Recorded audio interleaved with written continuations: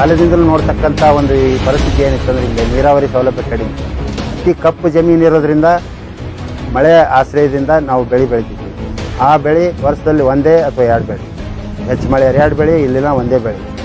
ಮಳೆ ಆಗಲಿಲ್ಲ ಅದು ಇಲ್ಲ. ಹಾಗಿರೋ ಪರಿಸ್ಥಿತಿಯಾಗಿ ಈಗ ಒಂದು Jain irrigation company drip irrigation ಬಂದಿರೋದ್ರಿಂದ ಡ್ರಿಪ್ ಇರಿಗೇಷನ್ ವತಿಯಿಂದ 12,300 ಹೆಕ್ಟರ್ ವಿಸ್ತೀರ್ಣ ನೀರಾವರಿ ಆಗತ್ತಂತ ತಿಳಿದು ಬಂದಿದೆ. ಜನ ಏನಾಗ್ಬಿಟ್ಟದ, ಮಳಿನ ಸರಿಯಾಗಿ ಆಗೋವಲ್ತಂದ್ರ ಬೇರೆ ಬೇರೆ ಕಡೆ ವಲಸೆ ಹೋಗ್ತಾ ಇದ್ದಾರೆ ಜನ. ಈಗ ಊರ್ ಬಿಡ್ಬೇಕು, ಮಕ್ಕಳ ಎಜುಕೇಶನ್ ಅಂತ ಇರುತ್ತ. ಈಗ ಹನಿ ನೀರಾವರಿ ಅಂತ ಜೈನ್ ಇರಿಗೇಷನ್ ಯುವಕರಿಗೆ, ಸುತ್ತಮುತ್ತಲಿನ ಯುವಕರಿಗೆ ಕೆಲಸಗಳನ್ನು ಕೊಡ್ತಾ ಇದ್ದಾರೆ. ಆಮೇಲೆ ಸಾಕಷ್ಟು ಮಹಿಳೆಯರು ಕೂಡ ಅದರಲ್ಲಿ, ಮಹಿಳೆಯರಾಗಲಿ ಪುರುಷರಾಗಲಿ ಸಾಕಷ್ಟು ಜನ ಕೆಲಸಗಳನ್ನು ಮಾಡಿ ತಮ್ಮ ಆರ್ಥಿಕ ಪರಿಸ್ಥಿತಿಯನ್ನು ಸುಧಾರಿಸಿಕೊಳ್ತಾರೆ.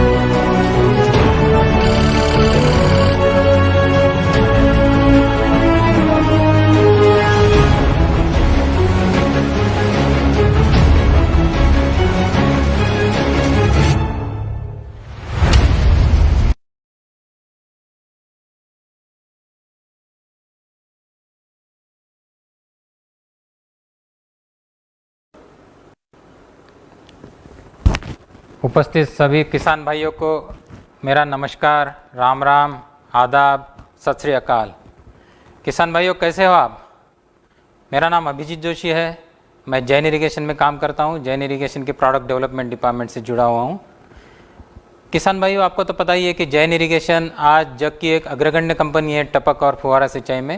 भारत में भी नंबर 1 कंपनी है टपक और फुहारा सिंचाई के बारे में। किसान भाइयों, आज हम बात करने वाले हैं एक बहुत ही महत्वपूर्ण विषय पर। आज की संगोष्ठी में आपका स्वागत। आज हम जो बात करने वाले हैं, आज हम ऑटोमेशन या डिजिटल टेक सॉल्यूशन या स्मार्ट सॉल्यूशंस खेती में कैसे उपयोगी ला सकते हैं, इसके बारे में हम बात करने वाले हैं। दोस्तों, अगर हमने ये मान लिया कि आप एक फसल या खेती करना ये इंडस्ट्री है, और तो आप एक इंडस्ट्रियलिस्ट हो, आप एक उद्योजक हो, और एक उद्योजक को हर जगह पे कुछ ना कुछ डिसीजंस लेनी पड़ती है, निर्णय लेना पड़ता है। अगर जब फसल लगाने से पहले से फसल काट कर मार्केट में जाने तक आपको कहाँ कहाँ डिसीजंस लेनी पड़ती है। बहुत सारी ऐसी जगह है जहाँ पर आपको कुछ ना कुछ निर्णय लेने पड़ते हैं। ऐसे जो निर्णय लेने के लिए आपको जो मददगार साबित हो सकता है, ऐसे बहुत सारे स्टार्टअप्स या ऑटोमेशन या कुछ डिजिटल सॉल्यूशंस आज आपके साथ में मौजूद है।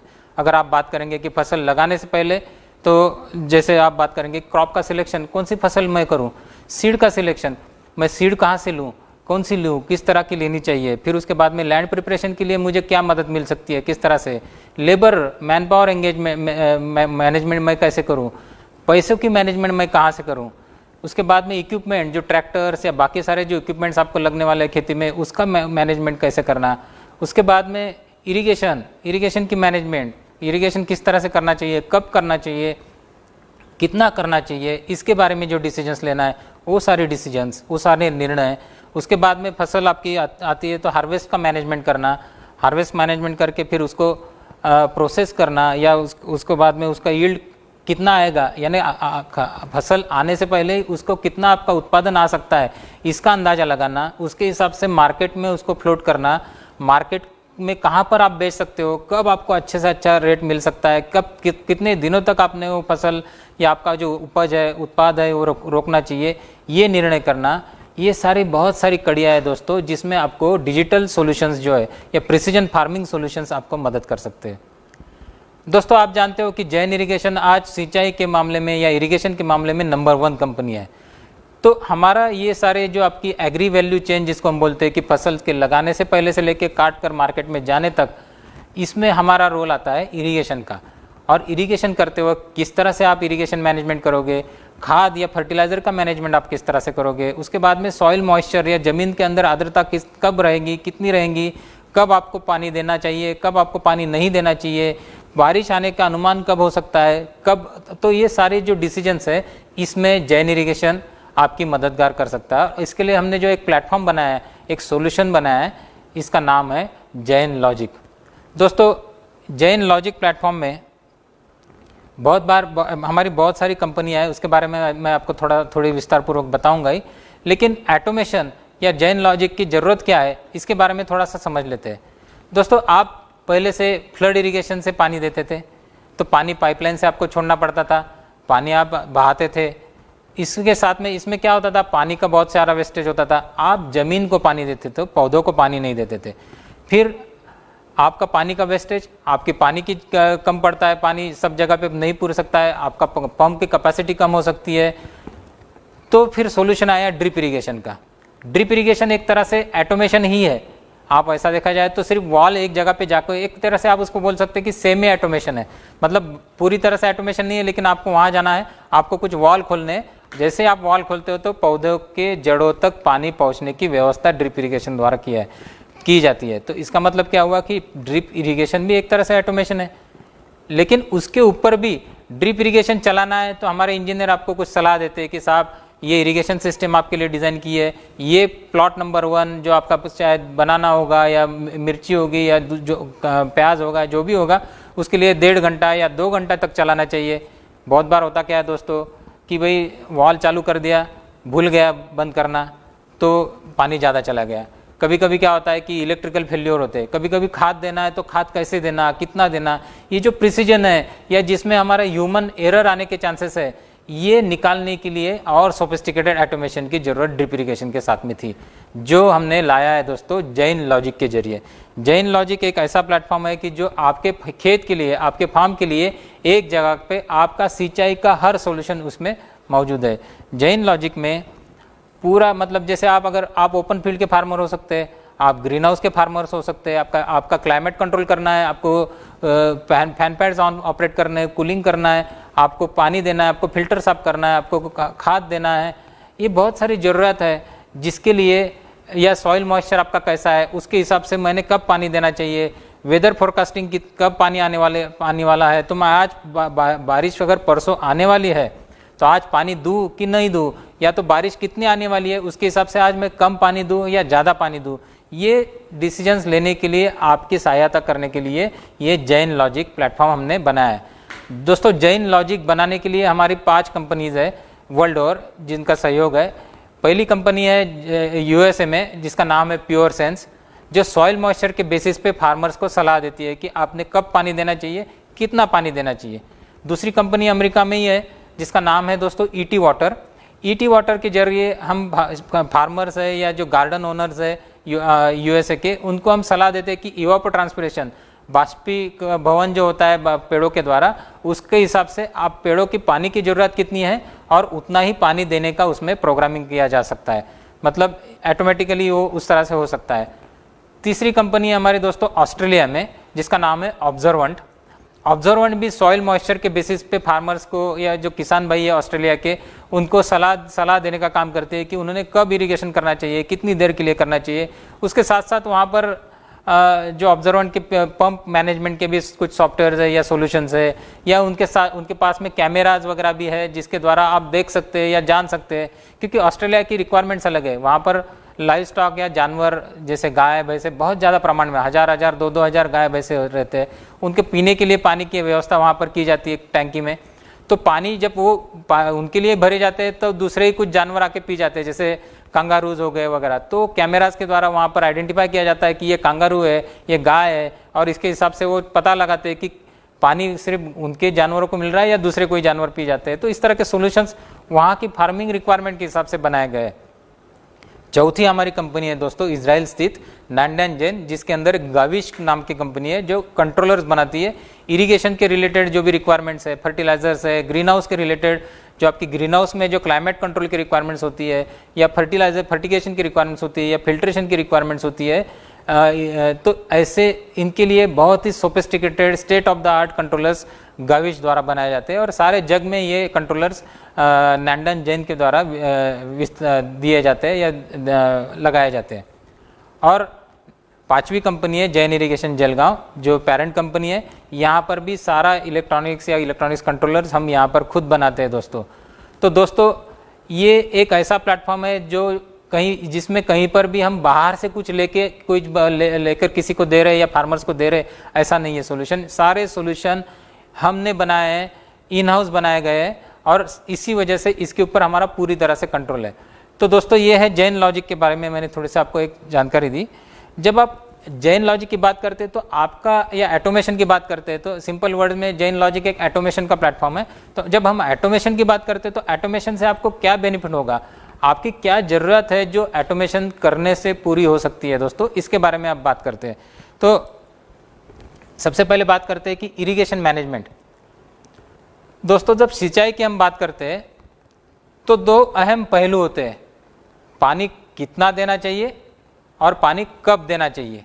ये दो डिसीजन सिंचाई के लिए बहुत महत्वपूर्ण है कि मैं रोज़ पानी दूँ, दिन में 2 बार पानी दूँ, 4 दिन में 1 बार पानी दूँ, कब देना चाहिए और कितना देना चाहिए। मैं 1 घंटा चलाना चाहिए, 10,000 लीटर पानी देना चाहिए, 20,000 लीटर पानी देना चाहिए, कितना देना चाहिए। ये दो डिसीजंस के लिए इरिगेशन मैनेजमेंट में आपको सहायता करता है जैन लॉजिक या जैन इरिगेशन का ये ऑटोमेशन प्लेटफॉर्म। तो ये आपको पहला फ़ायदा हुआ। उसके बाद में दूसरा फ़ायदा होता है कि वाटर सेविंग, पानी की बचत, क्योंकि आप अभी जितना चाहिए उतना ही पानी दे रहे हो। पेड़ों को जितना पानी लगता है उतनी देर के लिए आपने प्रोग्रामिंग किया, या उतना ही पानी कुछ सेंसर द्वारा आपने सेंस किया और आपने उतना ही पानी दिया। मतलब क्या कि पानी की बहुत ज़्यादा मात्रा में बचत हुई। और पानी की बचत मतलब ज़्यादा विस्तार में आप इरिगेशन कर सकते हो, ज़्यादा एरिया आप कवर कर सकते हो। तीसरी बचत नेचुरली एक है कि फर्टिलाइज़र का भी बचत, क्योंकि ये जो ऑटोमेशन प्लेटफॉर्म है जैन लॉजिक का, जिसके द्वारा आप खाद दे सकते हो और खाद प्रिसाइजली दे सकते हो, थोड़ा भी कम नहीं ज़्यादा नहीं, जितने आपके पेड़ों को पौधों को खाद की ज़रूरत है उसका EC pH जो भी बैलेंस करके आप उसमें फर्टिलाइजर्स एप्लीकेशंस कर सकते हो या फर्टिलाइज़र दे सकते हो। तो फर्टिलाइज़र की बहुत ज़्यादा मात्रा में इसमें बचत होती है। ये इसका तीसरा फायदा है, बहुत ही महत्वपूर्ण फायदा है दोस्तों, क्योंकि फर्टिलाइज़र की कॉस्ट आपको पता ही है कि दिन ब दिन बढ़ती जा रही है। तो फर्टिलाइज़र में अगर आप सेविंग कर सकते हो तो आपका जो नेट प्रॉफिट है उसमें बहुत ज़्यादा या जो मुनाफा है आपको उसमें बहुत ज़्यादा बढ़ोतरी हो सकती है दोस्तों। उसके बाद में लेबर और एनर्जी सेविंग। लेबर सेविंग इसलिए दोस्तों कि आपको कोई ड्रिप इरिगेशन का वॉल चलाने के लिए भी कोई आदमी नहीं भेजना है वहाँ पर। आप घर पे बैठे हो या आपके पंप हाउस में बैठे हो, खेत में ही बैठे हो या नहीं भी बैठे हो, तो भी आपने एक प्रोग्राम तैयार किया है, एक शेड्यूल आपने एक कंट्रोलर को दिया है, उसके हिसाब से कंट्रोलर अपने आप वॉल को ऑन ऑफ करता है, आपका फर्टिलाइज़र उठाता है, फर्टिलाइज़र अंदर छोड़ता है, ये सारे काम, या फिल्टर को साफ करने का काम करता है, ये सारे काम अपने आप हो रहे हैं। तो आपकी लेबर की बचत होगी, आपको ज़्यादा लेबर नहीं चाहिए। और उसके साथ में एनर्जी की बचत हो रही है, क्योंकि एनर्जी आप पंप जितना चाहे उतना ही चलाते हो, तो आपकी एनर्जी की भी बचत हो रही है। तो ये बहुत बड़ा फायदा है दोस्तों कि एनर्जी और लेबर की बचत इसके साथ में हो रही है। और ये सबका फायदा इसमें क्या होता है कि जब आप खाद बराबर दे रहे हो, जितना चाहिए उतना ही दे रहे हो, आप जब इरिगेशन बराबर दे रहे हो, उसमें कोई स्ट्रेसेस नहीं आ रहे क्रॉप के ऊपर, फसल के ऊपर, इसका मतलब क्रॉप की क्वालिटी या फल की जो क्वालिटी है वो इम्प्रूव होती है, और इसकी वजह से आपका यील्ड भी इंक्रीज होता है, जिसकी वजह से आपको मार्केट में उसकी ज़्यादा वैल्यू मिलती है। तो एक तरफ तो क्या है कि ऑटोमेशन जैसी सोफिस्टिकेटेड सिस्टम है, बहुत बार किसान भाई बोलते हैं कि भाई ये सिस्टम बहुत ज़्यादा टेक्निकल है, मैं कर सकूंगा या नहीं कर सकूंगा। लेकिन जो किसान आज मोबाइल आराम से चला सकता है, वो कोई भी ऑटोमेशन सिस्टम बहुत आराम से चला सकता है, इसका फ़ायदा ले सकता है। इन्वेस्टमेंट जरूर होगी, लेकिन इन्वेस्टमेंट का पेबैक 1 या 2 सीजन में ही आ सकता है। इसके बारे में हम बात करने वाले विस्तार पूर्वक दोस्तों। लेकिन अभी इसके ये जो बेनिफिट्स हमने देखे, तो ये ऑटोमेशन सिस्टम होता क्या है एग्जैक्टली, ये थोड़ा मैं आपको समझा देना चाहता हूँ कि कैसा होता है, ये क्या है, इसमें क्या इसका ऑपरेशन किस तरह से होता है, ये थोड़ा सा मैं आपको एक्सप्लेन करूं। तो दोस्तों एक कंट्रोलर है, एक कोई प्रोग्रामर है, जिसके द्वारा आपने प्रोग्रामिंग करना शुरू कर दिया। तो आपको एक शेड्यूल है, आपको पता है कि मुझे कैसा पानी देना है। तो आप सोचते हो कि मुझे सोमवार के दिन भाई ये प्लॉट नंबर 1 को, प्लॉट नंबर 3 को, या केले को पानी देना है, फिर मिर्ची को पानी देना है, फिर कोई दूसरा क्रॉप है, कॉटन को पानी देना है, ये मुझे पानी देना है। फिर मंगलवार के दिन मुझे कोई और प्लॉट को पानी देना है। फिर कोई ऐसा क्रॉप है या कोई ऐसी फसल है कि जिसको दिन में 2 बार थोड़ा थोड़ा पानी देना है, जहाँ पर सॉइल बहुत सैंडी है और पानी मैं ज़्यादा देर तक एक जगह नहीं दे सकता हूँ, तो वहाँ पर मैं, जहाँ पर जिसको हम इंटरमीडिएट इरिगेशन बोलते हैं या स्पून फीडिंग बोलते हैं, चम्मच से बच्चे को खिलाते हैं, वैसे इस तरह से हम थोड़ा थोड़ा पानी देते हैं थोड़े अंतराल के बाद में, तो ऐसा देना है। तो ये हो गई आपकी इरिगेशन मैनेजमेंट की रिक्वायरमेंट। तो कंट्रोलर में आपने एक प्रोग्राम फीड किया कि भाई मुझे इस तरह से चलाना है। फिर ये करते करते बीच बीच में मुझे खाद भी देना है, और खाद कितने देर के लिए देना है, कौन सा खाद उठाने का है, टंकी नंबर 1 में जो आप खाद भर के रखा है वो उठाना है, या 3 नंबर की टंकी का खाद उठाना है, किस तरह से आपको खाद देना है, खाद देने में भी आपको कोई इंटरमीडिएट कुछ बीच में गैप रखने हैं या नहीं रखने हैं, ये सारे डिसीजंस करके आपने एक प्रोग्राम या एक शेड्यूल बना लिया, आपने वो कंट्रोलर को फीड किया। फिर बीच बीच में हो सकता है कि आपके फिल्टर को फ्लश करना है, फिल्टर चोक हो रहा है, पानी में गंदगी आ रही है, काई आ रही है या कुछ मिट्टी आ रही है, जिसकी वजह से आपको फिल्टर को साफ करना है बार बार। तो आपने फिल्टर का प्रोग्रामिंग भी दे दिया कि फिल्टर मुझे हर 4 घंटे के बाद में 2 मिनट के लिए मुझे फिल्टर का भी क्लीनिंग करना है, इस तरह का आपने प्रोग्राम दे दिया। तो दोस्तों एक तरह से एक कंट्रोलर है, एक फिल्टर है जो फिल्टर से जुड़ा हुआ है, फिर पंप से जुड़ा है कि जब भी आपका वाल चालू होगा तो पंप भी चालू हो जाना चाहिए। फिर उसके साथ में खाद देने के लिए कुछ मशीन्स है उसके साथ में।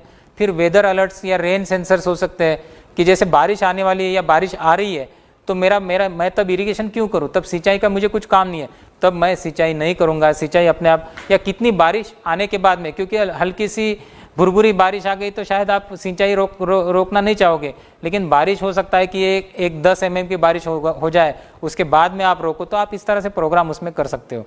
तो दोस्तों ये एक जनरल आपको आइडिया मैंने दिया कि ये ऑटोमेशन सिस्टम किस तरह से काम कर सकता है, कि जिसमें आपने इरिगेशन कंट्रोलर है एक, जिसमें आपने कुछ आपका शेड्यूल डाला इरिगेशन का, फर्टिगेशन का, फर्टिलाइजर जिसमें से खाद देते हो उसका आपने शेड्यूल डाला, फिल्टर का शेड्यूल डाला आपने उसमें, और ये शेड्यूल फिर आपका वो जो कंट्रोलर है वो बराबर उसको चलाता है। आपने लिखा कि रात के 12 बजे आपको वाल चालू करना है, तो रात को 12 बजे वहाँ जाके आपको चालू करने की जरूरत नहीं, वाल अपने आप चालू हो जाएगा, पंप चालू हो जाएगा, पानी दिया जाएगा, बीच में खाद उठा के खाद भी दिया जाएगा, इस तरह के फिल्टर क्लीन करना, ये सारे ऑपरेशंस उसमें हो सकते हैं। अगर आप ग्रीन हाउस ग्रोअर्स है और आपको लगता है कि मुझे क्लाइमेट कंट्रोल करना है, मेरा ह्यूमिडिटी इतना लेवल से बढ़ना नहीं चाहिए, टेम्परेचर इतना ही रहना चाहिए हमेशा, या जैसे ही लाइट इंटेंसिटी कम हो जाए तो मेरा रूफ ओपन हो जाना चाहिए या थर्मल स्क्रीन ओपन होना चाहिए, या कूलिंग या हीटिंग, इस तरह की रिक्वायरमेंट्स है, तो ये सारी रिक्वायरमेंट्स आप कंट्रोलर्स में आपने फीड कर दी, तो उसके बाद में ये कंट्रोलर अपने आप उस तरह की डिसीजंस ले सकता है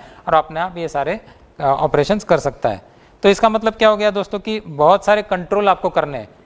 तो ये कंट्रोल कर किस तरह से सकते हैं, इसमें कौन से प्रकार के कंट्रोलर्स आपको मिलते हैं ये कंट्रोल करने के लिए, इसके बारे में अब मैं आपको थोड़ा सा जानकारी देना चाहूँगा। तो दोस्तों इसके पहले मैं आपको एक रिक्वेस्ट करूँगा कि अगर आप अभी जुड़े हुए हैं तो ये बहुत ही महत्वपूर्ण विषय है, और मेरी आपसे रिक्वेस्ट है, आपसे विनती है कि आप ज़्यादा से ज़्यादा ये जो सब्जेक्ट है इसके लिए आप शेयर करें, ताकि बाकी किसान भाई जो अब तक जुड़ नहीं सके उनको भी अलर्ट जाए और उनको भी ये पता चले कि ये विषय ऑटोमेशन होता कैसे है, इसका मुझे क्या फ़ायदा हो सकता है। ज़्यादा से ज़्यादा शेयर करना ना भूले, ज़्यादा से ज़्यादा लाइक करना ना भूले दोस्तों, ताकि मेरा भी हौसला आपकी वजह से बढ़ता रहे। तो दोस्तों जब हम कंट्रोल की बात करते हैं तो तीन तरह के कंट्रोल इसमें होते हैं। पहला कंट्रोल होता है टाइम बेस्ड। टाइम बेस्ड का मतलब क्या है, सिंपल कंट्रोल है, मुझे सुबह 8 बजे मेरा पंप चालू करना है, वाल नंबर 1 को पानी देना है, 8 से 10 बजे तक पानी दिया, 10 बजे मैंने दूसरा वाल को चालू करना है, फिर ये करते करते मुझे फिल्टर को साफ करना है, कितनी देर के लिए साफ करना है। ये जो आपका प्रोग्राम है ये टाइम के बेसिस पे चल रहा है, मतलब क्या 8 से 10, 10 से 12, ये जो टाइम दिया आपने ये टाइम के बेसिस पे ऑपरेशन हो रहा है, इसको बोलते हैं टाइम बेस्ड कंट्रोलर। दूसरा प्रकार है उसमें वॉल्यूम बेस्ड। वॉल्यूम में कैसा है कि इसमें टाइम नहीं देख रहे, अभी हम बोल रहे हैं कि प्लॉट नंबर 1 को 50,000 लीटर पानी देना है, तो उसको 50,000 लीटर देकर ही वो आगे जाएगा, तो ये हो गया वॉल्यूम। आपने एक वॉल्यूम दिया है और वो वॉल्यूम आपको देना है, तो ये वॉल्यूम बेस्ड हो गया। तीसरा एक प्रकार हो गया उसमें दोस्तों सेंसर बेस्ड।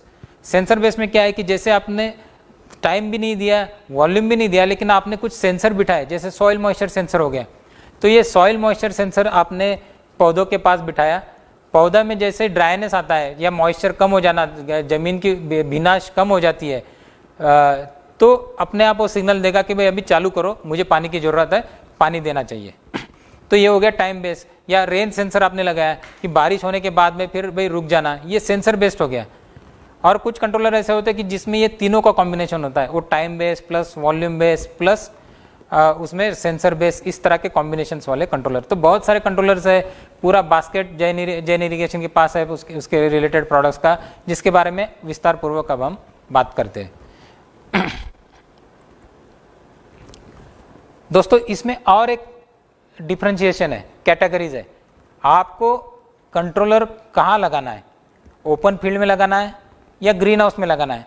तो ओपन फील्ड में अगर आपको लगाना है तो इसका मतलब क्या होगा कि आपकी ज़रूरत क्या है, आपकी ज़रूरत है सिंचाई, आपकी ज़रूरत है फिल्टर को फ्लश करना, क्लीन करना या क्लीन रखना, आपकी ज़रूरत है खाद देना।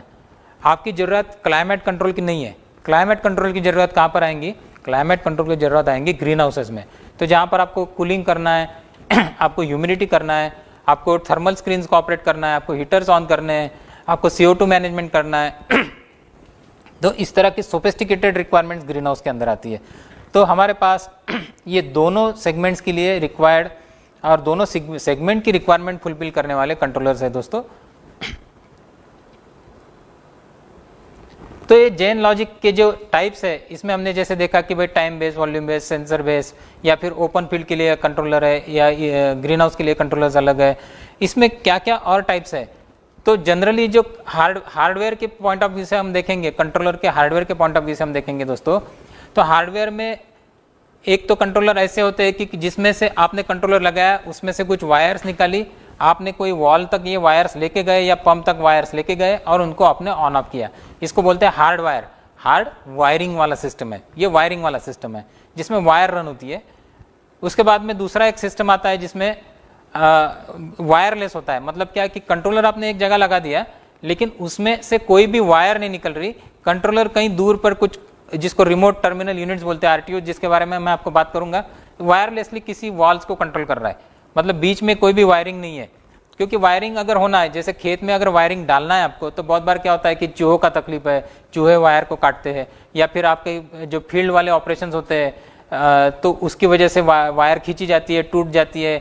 ये सारी दिक्कतें कभी आ सकती है प्रॉपरली अगर नहीं किया गया है तो इसीलिए वायरलेस, या बहुत बड़ा फील्ड है या ऐसा कोई आपका फील्ड है कि जैसे आपका फील्ड यहाँ पर है, बीच में फिर किसी दूसरे का फील्ड है, खेत है, फिर उसके बाद में आपका वापस खेत है, तो बीच वाले खेत को वायर क्रॉस करके आप ले जाना नहीं चाहते, तो वायरलेसली आप कंट्रोल करना चाहते हैं वहाँ का जो खेत है आपका, उसके लिए तो यहाँ पर वायरलेस सोल्यूशन काम आ सकता है। तीसरा एक सोल्यूशन है जो हाइब्रिड, जिसको हम बोलते हैं कि जिसमें वायर भी है, वायरलेस भी है। तो जैसे मेरा पंप हाउस के अंदर कंट्रोलर रखा है, तो पंप हाउस के अंदर मेरा पंप है, फिल्टर है, फर्टिलाइजर देने के लिए कोई वेंचुरी या फर्टिगेशन मशीन्स है, तो उसके लिए मुझे कोई वायरलेस की जरूरत नहीं है, क्योंकि वो तो मेरे सामने है, कंट्रोलर के नज़दीक है, तो वहाँ पर मुझे कोई वायरलेस सोल्यूशन की जरूरत नहीं। तो वहाँ पर मैं ये हाइब्रिड सोल्यूशंस इस्तेमाल कर सकता हूँ, जिसमें से कुछ वायर्स निकलेंगी, पंप के पास जाएंगी, और उसके अलावा जो भी बाहर है उसको तो वायरलेसली आप कॉन्टैक्ट कर ही सकते हो या कम्युनिकेट कर सकते हो। तो ये सारा, ये जो 3 सोल्यूशन है, ये कंट्रोलर से फील्ड में जाने के लिए, फील्ड में कंट्रोल करने के लिए। फिर कंट्रोलर से आप, कंट्रोलर के बाद में ये तो कंट्रोलर स्टैंड अलोन कंट्रोलर हो सकता है कि जहाँ पर जाके आपने प्रोग्रामिंग किया और वहीं पर उस हो गया, या तो फिर टेलीमेट्री सिस्टम से आप कंट्रोलर को कहीं पर दूसरे रिमोट पे ले सकते हो, कोई रिमोट डेस्कटॉप हो या आपका कंप्यूटर हो घर पे, तो वहाँ पर आप उसको कम्युनिकेट कर सकते हो, कनेक्ट कर सकते हो, और वहाँ से आप उसको कांटेक्ट कर सकते हो, उसको प्रोग्रामिंग दे सकते हो। तो ये हो गया वायर, उसको आप इसको वेब बेस्ड बोल सकते हैं, क्योंकि आप इंटरनेट का उपयोग कर रहे हो उसमें, या मॉडेम्स इस्तेमाल कर रहे हो, तो ये भी ऐसी कुछ सिस्टम्स है। तो दोस्तों आइए अभी एक एक प्रोडक्ट के बारे में थोड़ा सा जानकारी लेते हैं कि ये प्रोडक्ट्स कैसे, ये कहाँ काम आ सकते हैं, आपकी जो रिक्वायरमेंट्स है, ये रिक्वायरमेंट्स कौन से प्रोडक्ट के जरिए पूरी हो सकती है, क्योंकि बहुत सारे इसमें डिसीजन लेने पड़ते हैं कि जैसे आपकी रिक्वायरमेंट्स एग्जैक्टली क्या है, प्लॉट एरिया कितना है, फसल कौन सी है, आपको खाद देना है नहीं देना है, आप ग्रीन हाउस में है, ओपन फील्ड में है, आपका बजट कितना है, ये भी बहुत इंपॉर्टेंट बात है दोस्तों, कि आपका बजट कितना है, कितने बजट में आप करना चाहते हो, आपका एक्सपांडेबल होना चाहिए, यानी आज आपका थोड़ा लिया आपने, लेकिन आपको लगता है कि अगले साल में मैं थोड़ा एक्सपांड करूंगा, तो वो एक्सपांडेबल हो सकता है या नहीं हो सकता है। ये सारी डिसीजंस के ऊपर आप कौन सा कंट्रोलर लेना चाहते हैं, ये डिसीजन आप ले सकते हो। तो आइए दोस्तों, कंट्रोलर कौन से इसके बारे में बात करते हैं। तो कंट्रोलर की श्रेणी में पहला कंट्रोलर जो है हमारा, जिसका नाम है स्पिरिट प्रो। दोस्तों ये स्पिरिट प्रो बहुत ही सोफिस्टिकेटेड कंट्रोलर है, जो ग्रीन हाउस के लिए भी इस्तेमाल हो सकता है, जो ओपन फील्ड के लिए इस्तेमाल हो सकता है, जिसमें अलग अलग वर्जन्स है। इसमें मेटल कैबिनेट में मिलता है या प्लास्टिक कैबिनेट में भी मिलता है आपको, ये इस तरह की यहाँ पर जो दिखाई है वो मेटल कैबिनेट है। ये स्पिरिट प्रो कंट्रोलर है। तो इस तरह के भी कंट्रोलर आएंगे, या प्लास्टिक कैबिनेट में भी आ सकते हैं। तो स्पिरिट प्रो की जब हम बात कर रहे हैं दोस्तों, ये कंट्रोलर बहुत ही सोफिस्टिकेटेड कंट्रोलर है, आउटपुट्स है। तो ये क्या है, इसकी कैपेसिटी क्या है, इसमें कौन से टाइप्स है, इसके बारे में आप बात करते हैं। तो स्पिरिट प्रो में जनरली 3 टाइप है। एक स्पिरिट प्रो इरिगेशन जो ओपन फील्ड के लिए इस्तेमाल हो सकता है। दूसरा है, मतलब वो उसको डिज़ाइन ही ओपन फील्ड के लिए किया गया है। इसका प्रोग्रामिंग, जिसके अंदर जो प्रोग्रामिंग किया जाता है वो ओपन फील्ड के लिए किया जाता है। दूसरा है स्पिरिट प्रो हाइब्रिड। हाइब्रिड में जैसे हमने बात किया कि हाइब्रिड में फिर ओपन फील्ड और ग्रीन हाउस दोनों के इस्तेमाल के लिए है, क्योंकि ओपन फील्ड की जो रिक्वायरमेंट है इरिगेशन की, वो तो ग्रीन हाउस की भी रिक्वायरमेंट है। तो मतलब ग्रीन हाउस के लिए अगर आपको कोई कंट्रोलर इस्तेमाल करना है तो स्पिरिट प्रो हाइब्रिड जो कंट्रोलर है वो आप इस्तेमाल कर सकते हो। तीसरा इसमें एक प्रकार है स्पिरिट प्रो फील्ड। ये कंप्लीटली वायरलेस है, मतलब इसमें से कोई भी वायर नहीं निकलेंगी, ये कंप्लीट वायरलेस है, जिसमें ये कंट्रोलर है, कंट्रोलर से आपने सीधा फील्ड के ऊपर जो आरटीयू है उसको कम्युनिकेट किया और उसको ऑपरेट किया। तो ये कंप्लीटली वायरलेस सॉल्यूशन है स्पिरिट प्रो फील्ड। ये 3 प्रकार है। इसके अलावा भी इसमें कुछ स्पिरिट प्रो कॉम्बो या बहुत सारे प्रकार है, क्योंकि ये हम खुद बनाते हैं। तो इसमें हम प्रोग्रामिंग में काफ़ी सारा चेंजेस करके हम छोटे मोटे मॉडल्स, कस्टमाइज मॉडल्स भी दे सकते हैं। तो यही हमारी स्ट्रेंथ है दोस्तों, कि आपकी रिक्वायरमेंट के हिसाब से हम प्रोग्रामिंग भी कर सकते हैं। तो दोस्तों अगर हम ये कंट्रोलर्स की कैपेसिटी के बारे में बात करेंगे, तो ये टेबल जो आपको दिख रहा होगा, तो ये टेबल देखिए कि कंट्रोलर से पीसी नेटवर्क कितने हम कवर कर सकते हैं। पीसी नेटवर्क मतलब क्या, एक अगर मैंने कंप्यूटर लिया और कंप्यूटर से मैंने बहुत सारे कंट्रोलर मुझे जोड़ने हैं, तो ऐसे कितने कंट्रोलर मैं जोड़ सकता हूँ ये कंप्यूटर के साथ में। तो ऐसे 7 कंट्रोलर आप कंप्यूटर के साथ में जोड़ सकते हो। मतलब क्या हो गया कि कैपेसिटी बढ़ गई। आपके 10-12, आपके 4-5 खेत है सपोज, तो आप 4-5 खेत में 4-5 कंट्रोलर लगाए, 4-5 कंट्रोलर एक ही कंप्यूटर पे लेके ऊपर लेके आए। आपको सारे खेत में क्या चल रहा है, किस तरह से प्रोग्रामिंग करना है, ये आप एक ही जगह पे बैठ के सेंट्रलाइज सिस्टम से कर सकते हो। ये इसका एक बेनिफिट है। उसके बाद में मैक्सिमम आउटपुट, कितने वॉल्स इससे ऑपरेट हो सकते हैं। तो हार्डवेयर आउटपुट जो है ये स्पिरिट प्रो में मैक्सिमम 200 आउटपुट तक जा सकते हो। जैसे कि ये कंट्रोलर जो बेसिक कंट्रोलर है दोस्तों, ये जो कंट्रोलर है इसमें आप देख सकते हो, इसके अंदर मैं दिखा रहा हूँ आपको, इसमें बेसिक 16 आउटपुट है, मतलब 16 वॉल्स इसमें से ऑपरेट हो सकते हैं। और इसको 16 से अगर मुझे ज़्यादा बढ़ाना है, ज़्यादा करना है, तो किस तरह से मैं कर सकता हूँ इसको। तो इसके साथ में मैं एक्सपांशन बॉक्स लगा सकता हूँ और एक्सपांशन करके मैं इसको बढ़ा सकता हूँ 200 वॉल्स तक। 200 वॉल तक मैं इसको बढ़ाऊंगा दोस्तों। उसके बाद में भी मुझे बढ़ाना है, तो मेरे पास ऑप्शन है आरटीयू का, जो मैं 100 आरटीयू लगाऊंगा। आरटीयू क्या होता है, किस तरह से हो सकता है, ये भी मैं बोलूंगा आपको अभी। लेकिन आरटीयू ऐसे 100 आरटीयू, एक आरटीयू की मैक्सिमम कैपेसिटी होती है 8 वॉल्स की, तो 800 वॉल हो गए। और तो 800 प्लस 200 लगभग 1000 वॉल। तो 1000 वॉल की तो रिक्वायरमेंट लगभग कभी नहीं आती, लेकिन बहुत बड़ी रिक्वायरमेंट है दोस्तों। ये बहुत ज़्यादा एरिया आप कवर कर सकते हो एक स्पिरिट प्रो से, केवल एक स्पिरिट प्रो से आप जा सकते हो इतने एरिया तक।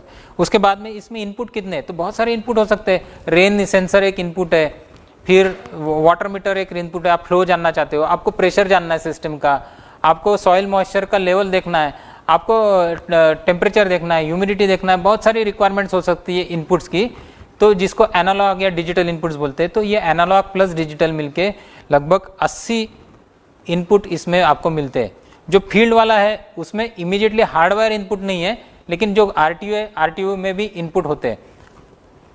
तो मतलब क्या, सेंसर आप इसके साथ में जोड़ सकते हो जितने चाहे, लगभग 80 तो आप हार्डवेयर सेंसर जोड़ सकते हो। उसके अलावा भी आरटीयू के द्वारा आप कुछ सेंसर्स को इसके साथ में जोड़ सकते हो। तो ये बहुत बड़ी इसकी उपलब्धि है दोस्तों, या इसका बहुत बड़ा फायदा है आपको। उसके बाद में बहुत सारे, जैसे इरिगेशन हेड कितने ऑपरेट कर सकते हो। तो इरिगेशन हेड का मतलब क्या है, आपका एक पंप है, पंप से पाइपलाइन निकली, पाइपलाइन के ऊपर से आपने कुछ वॉल्स ऑपरेट किए, कुछ फिल्टर्स है उसके साथ में, कुछ फर्टिगेशन मशीन्स है, तो इसको कहा जाता है इरिगेशन हेड।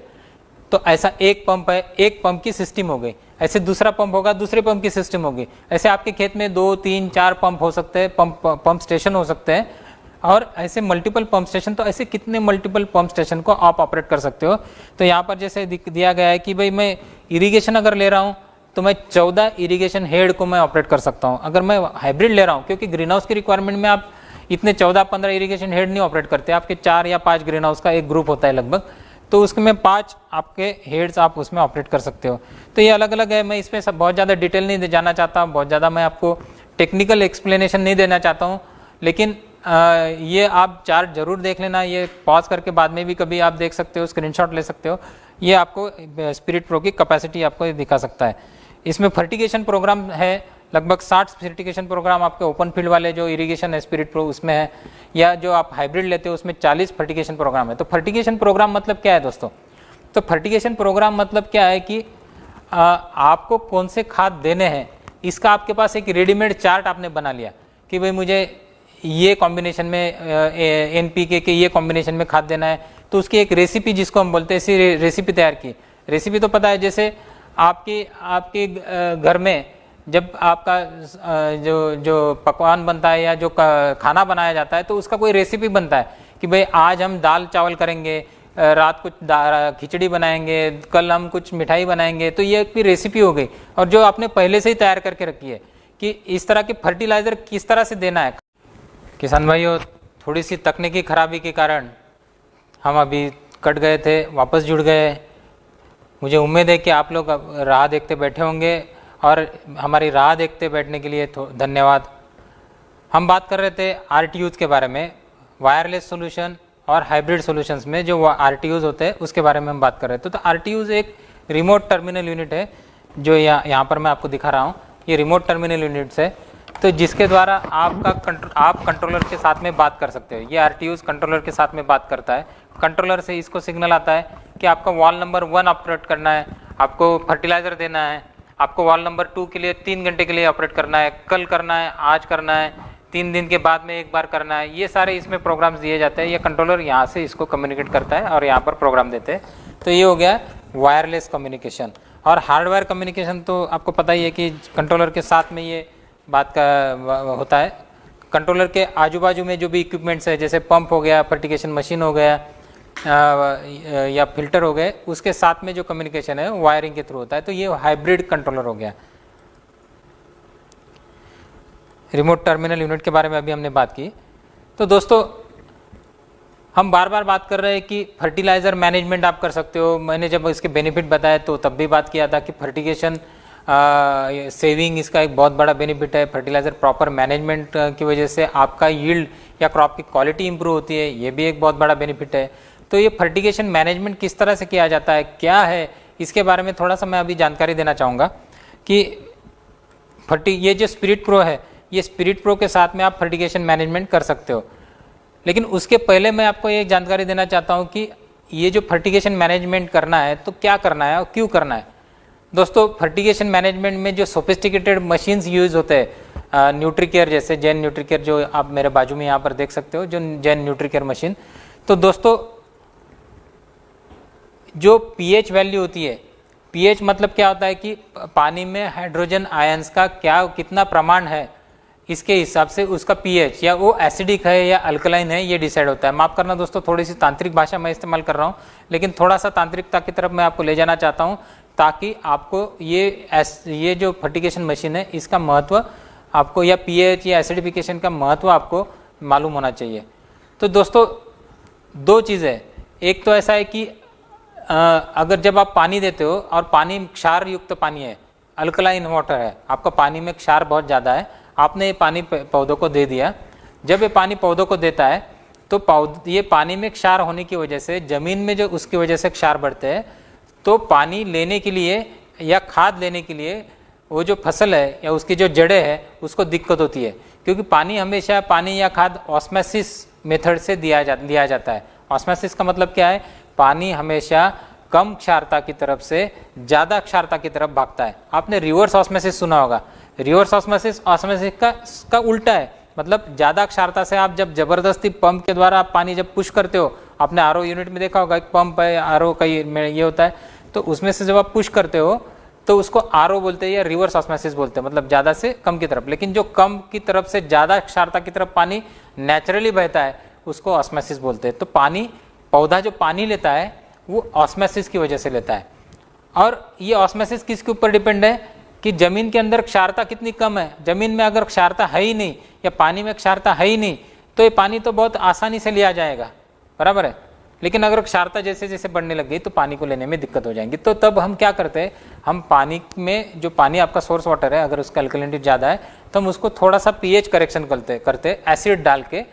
पीएच करेक्शन करने की वजह से ये पौधा आसानी से पानी और जो खाद आप दे रहे हो वो ले सकता है। दूसरी महत्वपूर्ण बात, जो खाद का यूटिलाइजेशन होता है ये एक स्पेसिफिक पीएच की रेंज है उसमें ही ज़्यादा अच्छी तरह से होता है। कि आप ये स्क्रीन पर शायद दे सकते हैं कि बहुत सारे जो फर्टिलाइजर्स जो या माइक्रोन्यूट्रिएंट्स हमें लगते हैं, नाइट्रोजन हो गया, फास्फोरस हो गया, पोटेशियम हो गया, बहुत सारे हैं, तो ये एक टिपिकल पीएच की मात्रा में ही ज़्यादा से ज़्यादा उपलब्ध हो सकते हैं। ये अवेलेबिलिटी जो है कि जैसे आप 5.5 to 6.5 का अगर रेंज दिया है तो नाइट्रोजन भी लिया जा सकता है। आप अगर ये 6.5 6.3 के आसपास है तो फास्फोरस भी लिया जाएगा, पोटेशियम भी ले सकता है, सल्फर भी ले सकता है, कैल्शियम, मैग्नीशियम, आयरन, ये सारी चीज़ें उपलब्ध हो सकती है अगर आप पीएच एक स्पेसिफिक रेंज में मेंटेन करते हो तो अगर पीएच ज़्यादा है या कम है तो क्या होगा, तो बेसिकली अगर पीएच बहुत ज़्यादा है मतलब 8.5 9 इस तरह का पीएच अगर है तो कुछ डिफिशियंसी हो सकती है। फेरस की डिफिशियंसी होगी, कॉपर की डिफिशियंसी होगी, मैग्नीज की डिफिशियंसी होगी, जिंक की डिफिशियंसी हो सकती है। और अगर पीएच बहुत कम आ गया मतलब पानी बहुत ज़्यादा एसिडिक हो गया तो क्या होगा, तो ऐसी कंडीशन में भी जो खाद आप डाल रहे हो वो पौधा ले नहीं सकता। मतलब क्या हो गया कि उसमें जैसे ये तो टॉक्सिक है, फिर आयरन के लिए जैसे लोहा दे रहे आप या मैग्नीज दे रहे, जिंक दे रहे, कॉपर दे रहे, CaMg, ये जो सारी चीज़ें ये डिफिशिएंट हो सकती है। तो इसका मतलब क्या है, बहुत ज़्यादा एसिडिक भी नहीं चाहिए, बहुत ज़्यादा अल्कलाइन भी नहीं चाहिए। तो बीच वाला जो रेंज है यहाँ पर जो 5.5 to 6.5 का जो रेंज है उसमें हमेशा मेरा पानी का पीएच या जो सॉइल के पास वाला जो पानी है या रूट जोन में जो पानी है उसका पीएच 5.5 to 6.5 होना चाहिए। और ये कैसे मेंटेन कर सकोगे, तो वो मेंटेन करने, और ये नहीं मेंटेन किया तो एक मैं थोड़ा सा चित्र आपको दिखा दूं कि अगर पीएच प्रॉपरली मेंटेन है तो जो रूट्स है उसकी डेवलपमेंट किस तरह से हो सकती है। आप देख सकते हैं यहाँ पर बहुत ही अच्छी तरह से उसकी डेवलपमेंट है। और वही अगर आपका एसिडिक हो गया या वेरी लो या हाई पीएच हो गया तो रूट आपका ड्वार्फ होने लगता है, उसकी ग्रोथ में डिफिकल्टीज, उसकी बढ़ोतरी में डिफिकल्टी आ सकती है। तो दोस्तों, और ऐसा ही एक महत्व है इलेक्ट्रिकल कंडक्टिविटी का। इलेक्ट्रिकल कंडक्टिविटी मतलब क्या, आप जब बिजली छोड़ते हो पानी में से तो पानी में से बिजली जाती है आगे, तो पानी में से बिजली आगे जाती है, वो किसके ऊपर डिपेंड है। अगर पानी में क्षार बहुत ज़्यादा है तो बिजली जल्दी से जाएगी, ज़्यादा करंट फ्लो करेगा। अगर पानी में क्षार है ही नहीं तो ऐसे में बिजली अगर वो पानी में उतरी तो भी शायद आपको शॉक नहीं लगेगा। तो ये हो गया इलेक्ट्रिकल कंडक्टिविटी। ये बहुत ही सिंपल टर्म में आपको समझाने की कोशिश की। तो ये इलेक्ट्रिकल कंडक्टिविटी किसके ऊपर डिपेंड है, इसका पानी में जो क्षार है उसके ऊपर, क्षार ज़्यादा कंडक्टिविटी ज़्यादा। तो ये इंडिकेटर है एक कि पानी में क्षार का इंडिकेटर, मतलब पानी में क्षार है तो कंडक्टिविटी ज़्यादा मिलेंगी। तो कंडक्टिविटी ज़्यादा है इसका मतलब क्षार है, इसका मतलब पानी में से क्षार आपके रूट जोन तक जा रहे हैं, इसका मतलब ऑस्मोसिस या पानी को उठाने के लिए तकलीफ हो रही है, खाद को उठाने के लिए तकलीफ हो रही है। तो इसका मतलब आपका क्रॉप के ऊपर असर हो रहा है, फसल के ऊपर असर हो रहा है। यहाँ पर एक चार्ट है, ये आप आराम से देख लेना। मैं जस्ट एग्जांपल देता हूँ कि आपका यील्ड लॉस मतलब उपज उत्पादन में कितनी कमी हो सकती है इसी की वजह से। जैसे कि आप अगर एक जनरल साइट्रस क्रॉप लीजिए, अगर आपका 1.7 का अगर साइट्रस थोड़ा सा विस्टैंड कर सकता है, 1.7 तक का ईसी है तो आपका कोई लॉस नहीं है। लेकिन जैसे ही वो 2.3 हो गया तो आपका 10% यील्ड लॉस हो गया, उत्पादन में 10% की घट हो गई। वही 3.3 हो गया, बहुत ज़्यादा ईसी है, तो आपका लगभग 25 तक का उत्पादन कम हो गया। तो दोस्तों ये ईसी इसीलिए महत्वपूर्ण है कि ईसी कम से कम होना चाहिए पानी में। पानी में कितना ईसी आ सकता है ये तो आपका कंट्रोल नहीं कर सकते, लेकिन जब आप खाद डालते हो, जब आप फर्टिलाइजर डालते हो तो फर्टिलाइजर एक तरह से केमिकल एडिशन है, क्षार ही पानी में ऐड होने जैसी है प्रक्रिया, जिसकी वजह से ईसी बढ़ना शुरू हो जाता है। तो एक तरफ तो हम बात कर रहे हैं कि अगर क्षारता बढ़ गई रूट जोन के आजू बाजू में तो पानी को पौधों को, पौधे के जड़ों को पानी और खाद लेने के लिए दिक्कत होंगी। दूसरी तरफ हम बोल रहे हैं कि हम फर्टिलाइजर डालेंगे तो ईसी बढ़ जाएगा। इसका मतलब क्या हो गया कि ईसी बढ़ गया, इसका मतलब क्षारता बढ़ गई, इसका मतलब वापस पानी और खाद को लेने में तकलीफ होगी। इसका मतलब क्या हो गया कि खाना मेरे सामने बिल्कुल परोस के रखा है लेकिन मैं खा नहीं सकता हूँ, इस तरह की कंडीशन है। खाद आपने डाल दिया, फर्टिलाइजर डाल दिया, लेकिन ईसी बढ़ गया, उसकी वजह से भी वो फर्टिलाइजर अच्छी तरह से एब्सॉर्ब नहीं हो सकता है। तो ईसी आपका फर्टिलाइजर की वजह से ईसी बहुत ज़्यादा बढ़ना नहीं चाहिए, इसी वजह से आपको ईसी कंट्रोल करना भी जरूरी है। तो ईसी और पीएच किस तरह से कंट्रोल हो सकता है दोस्तों? तो ईसी और पीएच कंट्रोल करने के लिए आपको जो मशीन्स इस्तेमाल करने पड़ते हैं, जिसको हम बोलते हैं कि फर्टिगेशन मशीन या न्यूट्रीकेयर, जैन न्यूट्रीकेयर नाम का। तो जैन न्यूट्रीकेयर जो अभी मैं यहाँ पर आपको दिखाता हूँ, ये जो मशीन है दोस्तों, ये जैन न्यूट्रीकेयर मशीन है, जिसमें अलग अलग ये जो देख रहे हैं आपके सामने ये ग्लास की, इसको हम फर्ट मीटर बोलते हैं या रोटामीटर, जिसमें से आप फर्टिलाइजर का फ्लो सेट कर सकते हो। ये जुड़ा हुआ है आपकी फर्टिलाइजर्स की टैंक को। जैसे आपने ये जो 3 दिख रहे हैं आपको, तो ये एसिड की है, ये 2 फर्टिलाइजर के लिए। तो 2 फर्टिलाइजर की टंकी को आपने ये जोड़ दिया, यहाँ से खाद आ रहा है, ये खाद आगे जा रहा है, ये यहाँ पर एक पंप है, ये पंप कनेक्टेड है आपकी मेन लाइन को, इसको बाईपास सिस्टम बोलते हैं। तो बाईपास में से आपकी मेन लाइन में से हमने एक कनेक्शन लिया जो इसको जोड़ दिया, यहाँ पर इनलेट लिखा है, यहाँ पर जोड़ा जाता है, और ये पंप इसको सक करता है, फर्टिलाइजर को सक करता है, पानी को भी लेता है और पानी में फर्टिलाइजर को मिक्स करके आगे जाने देता है। और ये जब आगे जा रहा है पानी, तब पानी का ईसी और पीएच जो आपने सेट किया है, जैसे हमने कहा कि 5.5 to 6.5, जैसे आपने 5.8 का पीएच आपने सेट किया कि मुझे 5.8 का पीएच चाहिए, तो ये पीएच, इसके साथ में कुछ पीएच सेंसर्स होते हैं। ये जो चीज़ है ये एक्चुअली बैक साइड में आपको दिखती नहीं होगी, इसलिए मैंने आगे हाथ में रखा हूँ। ये सेंसिंग कप है, इसमें ये जो यहाँ पर हम इलेक्ट्रोड्स बिठाते हैं, ये ईसी और पीएच सेंसर है। ये जो है ब्लू कलर का ये पीएच सेंसर है, ये ईसी का सेंसर है। ये दोनों सेंसर यहाँ पर बिठाए जाते हैं और ये जो इसके द्वारा ईसी और पीएच कंटिन्यूसली मॉनिटर किया जाता है। ये ईसी और पीएच जैसे हम देखते हैं, जैसे ईसी और पीएच, जैसे आपने इरिगेशन सिस्टम शुरू किया तो हो सकता है कि शुरू में आपका पीएच 7 है, तो आप फिर क्या करोगे, 7 पीएच को आपको 5.5 पे लाना है या 5.8 पे लाना है, तो इसका मतलब आपको ये वेंचुरी से या ये फर्ट मीटर पंप से आपको एसिड देना है, तो आप एसिड देना शुरू करोगे। एसिड देते ही जैसे चले गए तो हो सकता है कि वो पीएच 4 तक चला गया, क्योंकि शुरू में तो पता नहीं कि कितना एसिड देना है, तो ज़्यादा एसिड चला गया, तो उसने वापस उसको सेंस किया, वापस इसका रेट जो पल्सेशन रेट है उसको कम किया, और एक जो मात्रा है आपकी 5.8 की, वैसी जैसे ही वो आती है तो उसी लेवल से, वही प्रोपोर्शन से हमेशा इसमें से फर्टिलाइजर अंदर जाते रहता, सॉरी एसिड इसमें से जाते रहता है।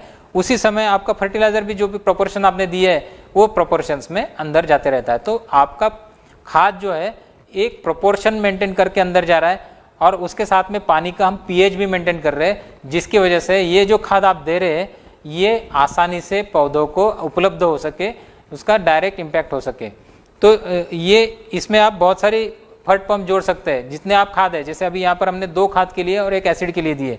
ये इसकी कैपेसिटी है 5 खाद, मतलब 5 खाद की वेंचुरीज हो सकती है इसमें, 1 एसिड की वेंचुरी, ये 5+1 जिसको बोलते हैं। जैसे अभी ये 2+1 है, ये 2 खाद के लिए, ये 1। तो ये इस तरह का जैन न्यूट्रीकेयर, ये बहुत ही सोफिस्टिकेटेड फर्टिगेशन मशीन है, तो जिसमें प्रोपोर्शनेटली आप फर्टिलाइजर या खाद दे सकते हो, आप उसका पीएच मेंटेन कर सकते हो, आप उसका ईसी भी आप उसमें मेंटेन कर सकते हो। तो दोस्तों ये बहुत ही सोफिस्टिकेटेड मशीन्स है। बहुत बार क्या होता है कि कोई फार्मर बोलता है कि मेरा पानी अच्छा है, मुझे ईसी या पीएच मेंटेन करने की बहुत ज़्यादा ज़रूरत नहीं क्योंकि मेरा पानी बहुत अच्छा है। ठीक है, ऐसी कंडीशन में भी प्रोपोर्शनली फर्टिलाइजर देना या प्रिसाइजली फर्टिलाइजर अंदर देना, ये बहुत ज़्यादा महत्वपूर्ण है, क्योंकि प्रॉपर प्रोपोर्शन मेंटेन करना बहुत इंपॉर्टेंट है। तो ऐसे कंडीशन में आपके पास एक दूसरा मॉडल हमारे पास उपलब्ध है, जिसमें आपको ये ECPH के सेंसर नहीं आएंगे। विदाउट ECPH आप ये न्यूट्रीकेयर मशीन ले सकते हो विदाउट ECPH। मतलब क्या हो जाएगा, कॉस्ट कम हो जाएंगी, आप उसको अफोर्ड कर सकते हैं, या आपकी रिक्वायरमेंट के हिसाब से इसको हमने मॉडिफाई किया। इसमें एक और मॉडल है दोस्तों कि जिसमें आपको फर्टिलाइजर प्रोपोर्शनेटली या प्रॉपर देना है, लेकिन बहुत ज़्यादा सोफिस्टिकेशन नहीं चाहिए।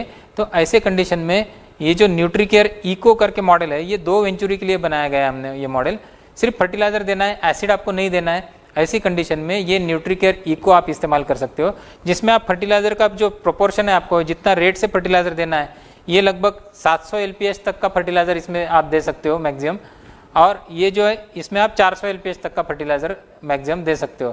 तो आपको जितना फर्टिलाइजर देना आप ये वॉल से आप सेट कर सकते हो।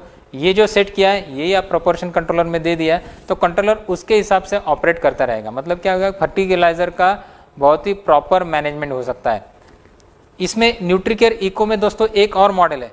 हमने एक बहुत अभ्यास किया था कि एक्चुअली लोग ईसी इस्तेमाल करते, पीएच इस्तेमाल करते, दोनों में से क्या ज़्यादा इस्तेमाल कर सकते हो। तो हमारे ध्यान में ये आया कि लोग ज़्यादा से ज़्यादा पीएच को प्राधान्य देते हैं, और वो बराबर भी है, क्योंकि ईसी एक इनडायरेक्ट इंडिकेटर है।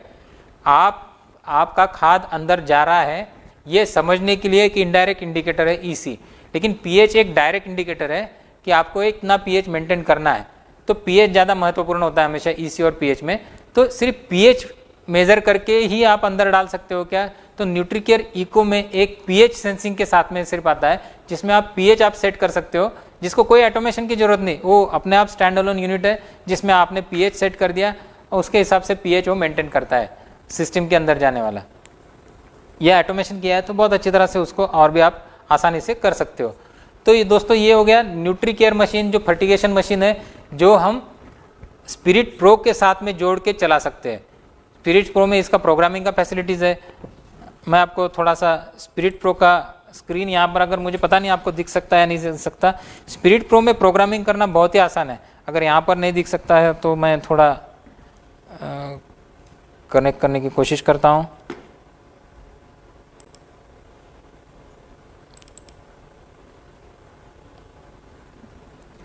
स्पिरिट प्रो में आप इरिगेशन की प्रोग्रामिंग कर सकते हो, आपके क्लाइमेट कंट्रोल के या फर्टिगेशन की प्रोग्रामिंग कर सकते हो। जैसे मैंने रेसिपी के बारे में आपको बताया था, उस तरह की रेसिपीज आपको दिख सकती है।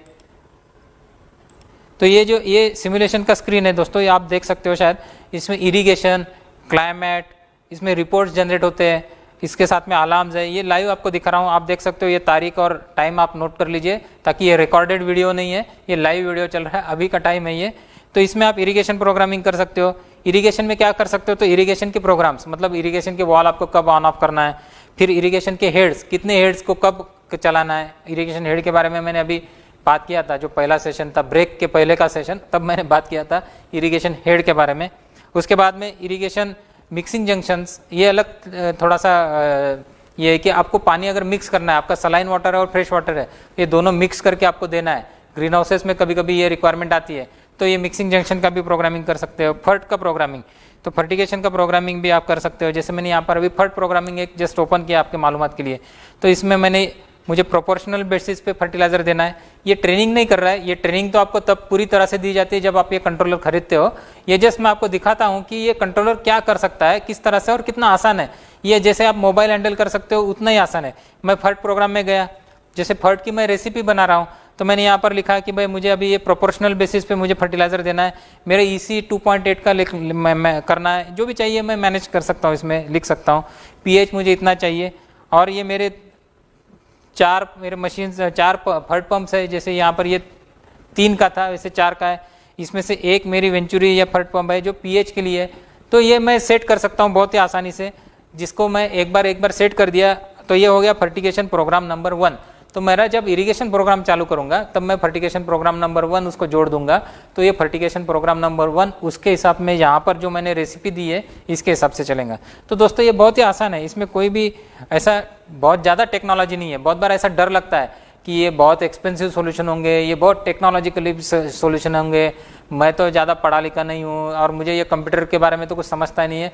तो दोस्तों ये आप चिंता ना करो, हमारे जो स्टाफ है वो आपको पूरी तरह से ट्रेन करता है। मुझे याद है मैंने एक कंट्रोलर लगाया था, बहुत ही सोफिस्टिकेटेड कंट्रोलर था ये स्पिरिट प्रो, और उसको चलाने वाला लड़का था, खेत में काम करने वाला लड़का, 8वीं पास लड़का था।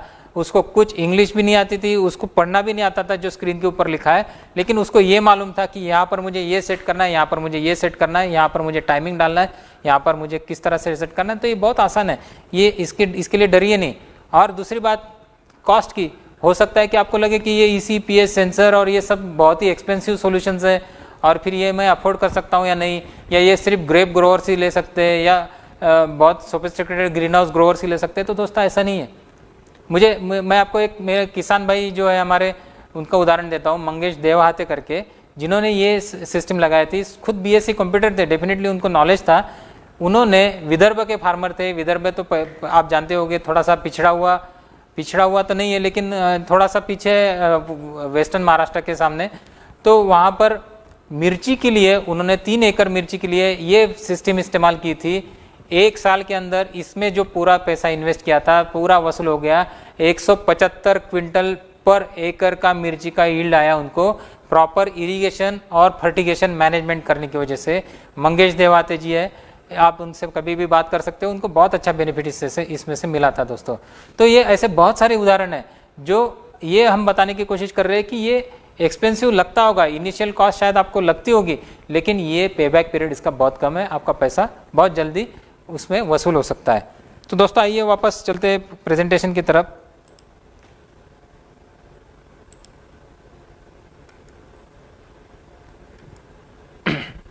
एक और मशीन है जो यहाँ पर हमने दिखा नहीं सकते, काफ़ी बड़ा मशीन होता है जिसका नाम है प्रेसीमिक्स। ये प्रेसीमिक्स भी स्पिरिट प्रो के साथ में चलता है। ये कहाँ इस्तेमाल होता है? तो दोस्तों आजकल एक सॉइललेस ग्रीन हाउस के अंदर सॉइललेस इरिगेशन का बहुत बड़ा ट्रेंड है। मतलब क्या कि आप उसमें मिट्टी इस्तेमाल नहीं करते, आप उसमें कोकोपीट इस्तेमाल किया जाता है। तो कोकोपीट में आप जब फर्टिलाइजर देते हो, कोकोपीट जहाँ पर आपका मीडिया कोकोपीट है, मतलब क्या हो गया कि बहुत ही ड्रेन मीडिया है, आपका पानी का बूंद एकदम झटक से नीचे चला जाता है। तो ये बहुत फास्ट ड्रेनिंग मीडिया है। यहाँ पर आपको बहुत छोटी छोटी इरिगेशन की साइकिल देनी पड़ती है। जब आप सॉइललेस कल्चर में आप इरिगेशन ऑपरेशन करते हो तो आपका एक इरिगेशन 3 मिनट का या 4 मिनट का होता है और आप बार बार इरिगेशन करते हो। तो इससे 3 या 4 मिनट में आपको खाद भी देना है, फर्टिलाइजर देना है। तो जैसे मैंने शुरू में बताया कि ये ट्रायल एंड एरर से सेट करता है, ये टाइप का मशीन जो है ये ट्रायल एंड एरर से सेट करता है। मतलब क्या हो गया कि पहले pH 1 आया, फिर उसने वापस सेट किया, वापस दूसरा pH आया, वापस सेट किया, फिर एक जो आपका रिक्वायर्ड pH आया, फिर उसके हिसाब से चला। तो ये करने के लिए थोड़ा उसको 1 मिनट 1.5 मिनट का कभी समय लग सकता है। तो ये समय आपका 3 मिनट की इरिगेशन साइकिल में 1 मिनट मतलब 1/3 टाइम चला गया आपका। तो ये आप ऊपर से आप सॉइललेस कर रहे हो तो आपका पानी या खाद इमीडिएटली नीचे चला जाएगा, या गलत दिया गया या ज़्यादा या कम मात्रा में दिया गया तो उसका इमीडिएटली असर हो सकता है। तो इसी वजह से एक रेडीमेड सॉल्यूशन बनाया जाता है जो आपकी रिक्वायरमेंट के हिसाब से है। एक टैंक में ये सॉल्यूशन रहता है और वो टैंक में से सॉल्यूशन या जो भी पानी के साथ में जो खाद मिक्स करके ही आगे जाता है। ये प्रेसीमिक्स या मिक्सिंग मशीन में होता है। तो अगर आप सॉइललेस कल्चर या सॉइललेस ग्रीन हाउस करते हो तो तब आपको मिक्सिंग मशीन बहुत काम में आएगा, या वहाँ पर आपको मिक्सिंग मशीन का इस्तेमाल करना चाहिए। तो ये हो गया प्रेसीमिक्स। ये अलग अलग कैपेसिटी में मिलता है, 2 इंच, 2.5 इंच, 3 इंच, अलग अलग फ्लोरेट की कैपेसिटी में मिलता है। ये इको के बारे में हमने बात की अभी कि इको एक लो मतलब कॉस्ट इफेक्टिव टेक्नोलॉजी है। जो फार्मर या जो किसान भाई सोचते हैं कि ये बहुत महंगी चीज़ है तो उनके लिए हमने एक कॉस्ट इफेक्टिव सोल्यूशन दिया है सिर्फ फर्टिलाइजर एप्लीकेशन के लिए, जो है न्यूट्रीकेयर इको। और उसके साथ में अगर आपको थोड़ा और सोफिस्टिकेशन चाहिए तो पीएच के साथ में भी आप उसको जोड़ सकते हो। तो पीएच का भी बेनिफिट आपको मिलेगा, आपका डेफिनेटली उससे फायदा ही फायदा होगा। दोस्तों हमने स्पिरिट प्रो के बारे में बात की जो बहुत ही सोफिस्टिकेटेड मशीन है, सोफिस्टिकेटेड इरिगेशन कंट्रोलर है, जिसके द्वारा आप ग्रीन हाउस में कंट्रोल कर सकते हो, आप ओपन फील्ड में कर सकते हो, आप बहुत सारी चीज़ें उसमें कर सकते हो। टाइम बेस्ड चला सकते हो, वॉल्यूम बेस्ड चला सकते हो, सेंसर जोड़ सकते हो, बहुत सारी चीज़ें उसके साथ में कर सकते हो। लेकिन अगर ये आपकी रिक्वायरमेंट नहीं है, बहुत ज़्यादा सोफिस्टिकेशन आपको नहीं चाहिए, तो एक सिंपल टाइम बेस्ड कंट्रोलर जो है हमारा, उसके बारे में मैं बात करूँगा, जिसका नाम है जैन इरिकेयर। इरिकेयर एक simple time based irrigation controller है, लेकिन इसको हमने बनाया है इंडियन एग्रीकल्चर फार्मिंग कम्युनिटी के माइंडसेट के हिसाब से। मतलब जो किसान भाई है उनकी रिक्वायरमेंट्स क्या है, इंडिया की रिक्वायरमेंट बाकी जग की रिक्वायरमेंट से अलग होती है दोस्तों। इजराइल से बहुत सारे कंट्रोलर्स इंडिया में आते हैं या चाइना से इंडिया में आते हैं, वहाँ पर कुछ प्रॉब्लम्स है ही नहीं जो हमारे पास बहुत बड़े प्रॉब्लम है। वहाँ पर इलेक्ट्रिसिटी फेल्यूर का उन्होंने नाम ही नहीं सुना होता, तो इलेक्ट्रिसिटी फेल हो गई। वहाँ पर प्रेशराइज सिस्टम, पानी प्रेशर में, इसराइल में हर जगह पे 4 बार का पानी आपके खेत में मिलता है, 4 किलोग्राम पर सेंटीमीटर स्क्वायर का। यहाँ पर तो पंप को कभी प्रेशर ही नहीं आता, कभी इलेक्ट्रिसिटी नहीं रहती, इलेक्ट्रिसिटी आती है तो बार बार चली जाती है, कभी वोल्टेज कम होता है।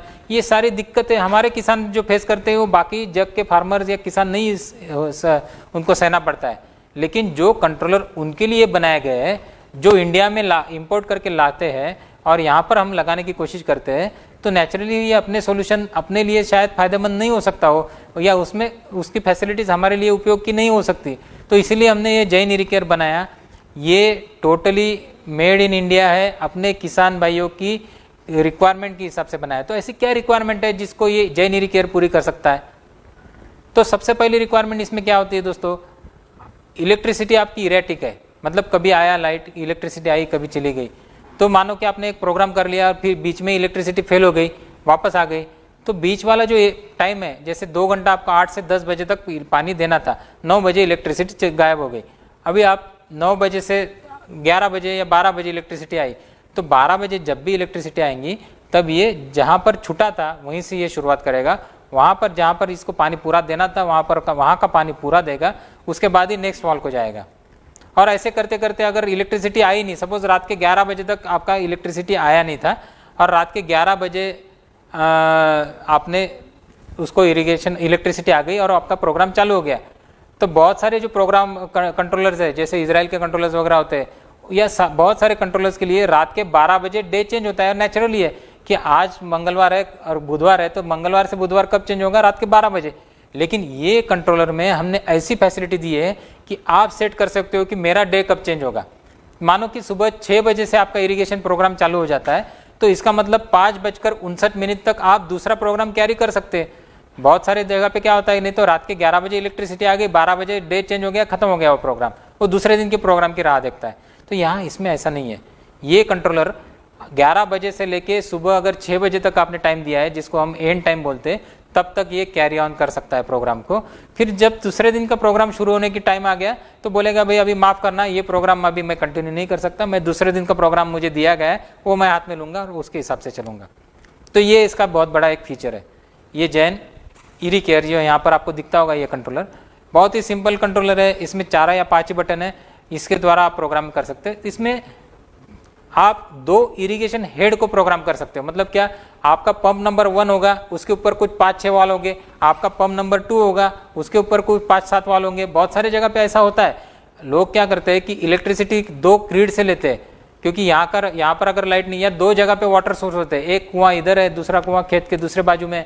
तो आप वहाँ पर इस तरह से कर सकते हो कि आप पंप नंबर 1 का प्रोग्राम कर सकते हो, पंप नंबर 2 का प्रोग्राम कर सकते हो, अलग अलग चल सकते हो, दोनों एक दूसरे के साथ में मिक्स नहीं होंगे। इसके साथ में आपको फर्टिलाइजर देना है तो फर्टिलाइजर पंप भी ऑपरेट कर सकते हो उसके साथ में। बीच में अगर आपको फिल्टर फ्लशिंग करना है, फिल्टर बैकवॉश करना है, तो फिल्टर फ्लशिंग का भी प्रोग्राम कर सकते हैं। इसके अलावा इसमें 2 प्रोग्राम ऐसे हैं जो सिंपल ग्रीन हाउस, जो सिंपल, क्योंकि बहुत सोफिस्टिकेटेड ग्रीन हाउस बहुत सारे लोग करते ही नहीं है। बहुत सारे ग्रीन हाउस अगर आप देखेंगे तो नेचुरली वेंटिलेटेड ग्रीन हाउसेस होते हैं, बहुत close green house, fan pad वाले, जिसमें रूफ और वेंटिलेशंस और थर्मल स्क्रीन और हीटर्स, ये सारी ज़रूरत बहुत सारे ग्रीन हाउस में नहीं होती। उसकी ज़रूरत एक ही होती है, कूलिंग और ह्यूमिडिफिकेशन। मतलब क्या कि ठंडा करना और आर्द्रता बढ़ाना, ह्यूमिडिटी बढ़ाना। ये 2 ही चीज़ें अगर करनी है मुझे, तो 2 ही चीज़ों के लिए ये सिंपल इरी केयर काम आ सकता है, जिसमें आप फॉगर का ऑपरेशन भी कर सकते हैं जिसके थ्रू, और उसमें द्वारा आप कूलिंग या ह्यूमिडिफिकेशन का भी ऑपरेशन कर सकते हो। मिनिमम 1 सेकंड के लिए भी आप उसको चला सकते हो। ऐसे इसमें और भी कुछ प्रोग्रामिंग के फीचर्स है। तो ये बहुत ही simple, flexible, time based controller है, जिसके द्वारा आप सिस्टम को ऑपरेट कर सकते हो। आप 2 इरिगेशन हेड को ऑपरेट कर सकते हो, आप उसके साथ में फर्टिलाइजर भी ऐड कर सकते हो, फिल्टर फ्लशिंग 2 अलग अलग कर सकते हो। आप इसमें से फॉगिंग सिस्टम चलाना चाहते हो तो फॉगिंग सिस्टम साइक्लिकली चल सकती है, यानी एक फॉगर चला, एक एरिया का फॉगर चला, फिर दूसरे एरिया का, फिर तीसरे एरिया का, वापस पहले एरिया का, ऐसे साइक्लिकली भी चलता रहेगा, क्योंकि फॉगिंग हमेशा साइक्लिकली करना पड़ता है। एक ही जगह पे फॉगर कंटिन्यूसली आधा घंटा चले तो ड्रॉपलेट नीचे आ जाएंगे और आपके पत्ते या आपका फूल या जो भी है वो खराब करना शुरू करेंगे। तो फॉगर हमेशा साइक्लिकली या थोड़ी थोड़ी देर के लिए चलाते हैं। तो ऐसी साइक्लिक ऑपरेशन आप इसमें से कर सकते हो। ये बहुत ही सिंपल और सोफिस्टिकेटेड और रिलायबल एंड स्ट्रॉन्ग कंट्रोलर है दोस्तों। तो ये आप, और ये सिंपल है इसके, और टाइम बेस है, इसकी वजह से ये कॉस्ट इफेक्टिव भी है। तो आप आसानी से इसे अफोर्ड कर सकते हो, आसानी से आपका एरिया के लिए। तो इसमें लगभग 24 स्टेशन यानी 24 वॉल तक ऑपरेट करने की इसकी कैपेसिटी है। अलग अलग मॉडल्स है, जिसमें 8 स्टेशन, 4, 8 स्टेशन, 16 स्टेशन, 24 स्टेशन, ऐसे मॉडल्स में ये आपको उपलब्ध है। तो ये बाकी सारे फीचर्स के बारे में बताया। ये 24 वोल्ट AC पे ऑपरेट होता है।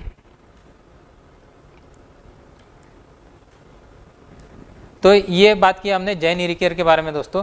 ये कंट्रोलर है, प्रोग्रामिंग के लिए बहुत सिंपल है। इसमें एक मेनू है, प्लस माइनस बटन है, सिंपल 4 या 5 बटन है, जिसके द्वारा आप इसको प्रोग्रामिंग कर सकते हो, जिसके द्वारा आप इसमें फीड कर सकते हो कि आपको वॉल कौन सा चलाना है, कौन से दिन चलाना है। जैसे सोमवार के दिन चलाना है, मंगलवार के दिन ये वॉल नंबर 1 नहीं चलाना है, ये सारा प्रोग्रामिंग आप कर सकते हो। दोस्तों अब हम बात करेंगे एक बहुत ही सोफिस्टिकेटेड टेक्नोलॉजी के बारे में। हमने बात किया था hardwire, wireless, hardwire plus wireless, इसके रिलेटेड कौन से कंट्रोलर्स है, कौन से कंट्रोलर हमने ओपन फील्ड और ग्रीन हाउस में चल सकते हैं, या ओपन फील्ड के लिए सिंपल टाइम बेस्ड कंट्रोलर जैसे इरीकेयर जैसा है वो किस तरह से काम कर सकता है। एक और ज़रूरत हमेशा होती है फार्मिंग कम्युनिटी में या किसान भाइयों में, वो बहुत बार कोऑपरेटिव लिफ्ट इरिगेशन स्कीम्स हम करते हैं। यानी बहुत सारे किसान भाई साथ में आते हैं और अपने अपने खेत के लिए एक वॉल का अरेंजमेंट होता है और उसका एक शेड्यूल दिया जाता है, कहीं से वाटर सोर्स होता है, वहाँ पानी वहाँ से लिफ्ट किया जाता है और आपके खेतों में जितना आपका शेड्यूल है उसके हिसाब से आपको पानी दिया जाता है। ये होता है जिसको कम्युनिटी इरिगेशन स्कीम्स कहा जाता है। तो ऐसे कम्युनिटी इरिगेशन स्कीम्स की एक अपनी रिक्वायरमेंट है अलग। तो ये रिक्वायरमेंट क्या है, तो कम्युनिटी इरिगेशन स्कीम्स काफ़ी बड़ी होती है, 50 हेक्टर, 100 हेक्टर, 200 हेक्टर से लेकर 2000, 10,000, 20,000, 50,000 हेक्टर भी हो सकती है।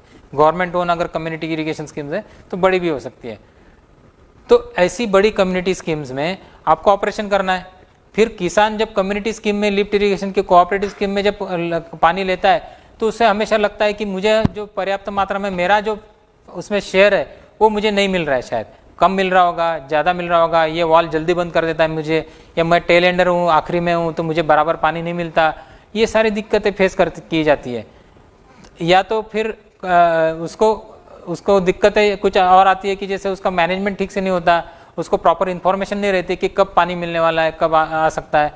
तो ये सारे के लिए जो सोल्यूशन है दोस्तों जो हमने दिया है पूरी तरह से वायरलेस, जिसका नाम है इरीकेयर ग्लोबल, जो कम्प्लीटली वायरलेस टेक्नोलॉजी के ऊपर आधारित है। दोस्तों अभी आपने शुरू में एक वीडियो देखा होगा जो रामथल प्रोजेक्ट का है, जो आज 12,700 हेक्टर का 12,300 हेक्टर का प्रोजेक्ट है, जिसमें लगभग 7,000 किसान हैं और उनको ऑपरेशन करने के लिए ये इस्तेमाल किया जाता है। या बहुत सारे ऐसे प्रोजेक्ट्स है, पंजाब में प्रोजेक्ट्स है जिसको हम बहुत सारे फार्मर्स का, किसान भाइयों की खेती करने के लिए, या कुछ इंडिविजुअल फार्मिंग स्कीम है जैसे कवलापुर हो गया या कुंडल हो गया, जैसे महाराष्ट्र में जो कुछ स्कीम हमने की है, बहुत सारी ऐसी स्कीम्स है जो कोऑपरेटिव फार्मिंग के लिए हमने सुटेबल है। तो ये टेक्निक क्या है, किस तरह से ये काम करता है, इसके बारे में थोड़ा सा जानकारी लेते हैं। तो यहाँ पर आप देख सकते हो कि ये जो इरीकेयर ग्लोबल है, तो यहाँ पर एक कंट्रोलर है, एक बेस स्टेशन जिसको हम बेस स्टेशन बोलते हैं। ये बेस स्टेशन के द्वारा एक सर्वर को कम्युनिकेट किया जाता है और सर्वर में आपने यहाँ पर बैठ के प्रोग्रामिंग कर रहे हैं, जैसे तो आपने एक प्रोग्राम किया, आप कहीं पर भी हो सकते हैं। आप जैसे मैं अभी जलगांव में बैठा हूँ, आप अपने गांव में हो सकते हैं, दिल्ली में हो सकते हैं, जापान में हो सकते हैं, यूएसए में हो सकते हैं, कहीं पर भी हो सकते हैं। इंटरनेट के द्वारा आप कहीं पर भी कनेक्ट कर सकते हो। आपने उसका एक शेड्यूल बनाया, आपने शेड्यूल वहाँ भेज दिया। जैसे इसको शेड्यूल मिला तो इसने ये शेड्यूल, ये जो सारे आरटीओ जिस तरह के होते हैं, ये खेत पर जो होते हैं, इनको ट्रांसफ़र किया। इनको शेड्यूल मिलने के बाद में ये सारे अपने शेड्यूल के हिसाब से इसको ऑपरेट करते हैं। तो पानी कब देना है, कितने बजे देना है, कितने देर तक पानी देना है, ये सारा होता है। और ये जब सब हो रहा है तो जैसे वॉल नंबर 1 है, तो वॉल नंबर 1 एक किसान भाई के लिए दिया गया है, कोऑपरेटिव स्कीम है, वॉल नंबर 1 राम भाऊ को दिया गया है सपोज। तो उनको ये पता चलना चाहिए कि मेरा पानी कब मिलने वाला है शेड्यूल के हिसाब से। तो उनको एक SMS भी जाता है कि आपका पानी इतने इतने बजे शुरू होने वाला है, आपको इतने इतने देर तक पानी मिलने वाला है। इस तरह का SMS इसके यूज़र मैनेजमेंट के द्वारा होता है। तो दोस्तों ये इरीकेयर जो है, ये मैं आपको एक एक्चुअली दिखाना चाहता हूँ, एक यूनिट जो अभी हमारी चल रही है उसके उसमें, क्योंकि ये मैं यहाँ पर स्लाइड्स में दिखाऊंगा तो आपको शायद लगेगा कि ये स्लाइड्स किस तरह से स्लाइड में समझ में आता है नहीं आता है। तो मैं एक एक्चुअल जो लाइव एग्जाम्पल है हमारा वो मैं यहाँ पर देता हूँ। तो दोस्तों ये जो आप स्क्रीन के ऊपर देख रहे हो, ये जो स्कीम है, ये कवलापुर करके सांगली डिस्ट्रिक्ट में एक कोऑपरेटिव लिफ्ट इरिगेशन स्कीम है। ये स्कीम का लाइव अभी मैंने यहाँ पर कनेक्ट किया है। हालांकि मैं उनके प्रोग्राम को छेड़ना नहीं चाहता, उनका जो भी प्रोग्राम है उस तरह से चलना चाहिए, लेकिन सिर्फ आपको समझाने के लिए मैं दिखाता हूँ। यहाँ पर आप बहुत सारे वॉल देखते होंगे, कुछ ब्लू कलर के, कुछ ग्रीन कलर के, कुछ ग्रे कलर के।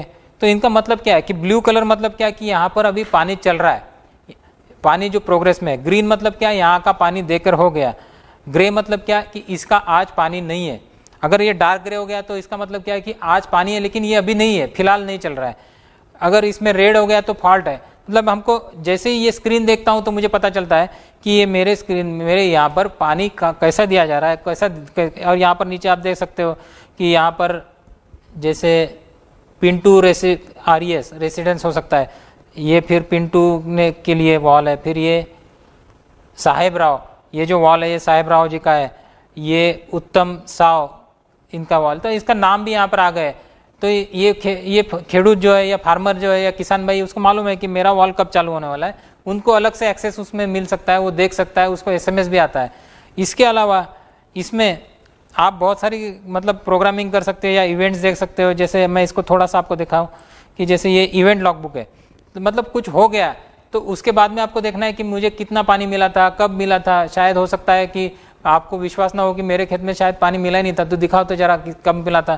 तो आप इधर वॉल की इवेंट्स है, तो ये वॉल की इवेंट्स खोलते ही आपको पता चलेगा कि ये आप यहाँ पर सिलेक्ट कर सकते हो कि कौन सा जोन है, कौन सा एरिया है, और वहाँ पर तारीख डेट वगैरह डाल के, जैसे आप बैंक अकाउंट में वगैरह अकाउंट के लिए देखते हो, इस तरह से आप देख सकते हो कि मेरा पानी कब मिला था, कब तक मिला था। ये सब सारी चीज़ें आपको इसमें से मिल सकती है। तो ये बहुत ही सोफिस्टिकेटेड है। इसमें आपको आपके हिसाब से आप सिस्टम को चला सकते हो। तो एक मैं आपको थोड़ा सा इसमें और भी काफ़ी सारे इसमें एडवांटेजेस है या इसके फीचर्स है दोस्तों। जैसे आप इसको प्रोग्राम की सेटिंग कर सकते हो या मैनुअल ओवरराइडिंग भी कर सकते हो। मतलब आपको लगता है कि आज इमीडिएटली मुझे शायद आज धूप बहुत ज़्यादा तेज़ है और मुझे आज थोड़ा पानी ज़्यादा देना है, तो ये मुझे ये वॉल को ऑन कर देना है, तो ये इसको मैनुअल ओवरराइड कहा जाता है।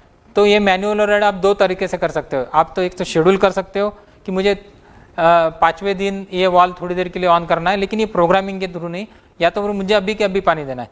तो दोस्तों मैं आपको एक थोड़ा सा लाइव एग्जांपल दिखाना चाहता हूँ मैनुअल ओवरराइड का, ताकि आपको लगे कि ये किस तरह से। तो ये हमारा जो ट्रायल का वर्जन है उसको मैंने अभी लिया है, क्योंकि कोल्हापुर के सिस्टम में मैं कोई भी वॉल अपने यहाँ से चालू नहीं करना चाहता, उनकी लाइव सिस्टम है।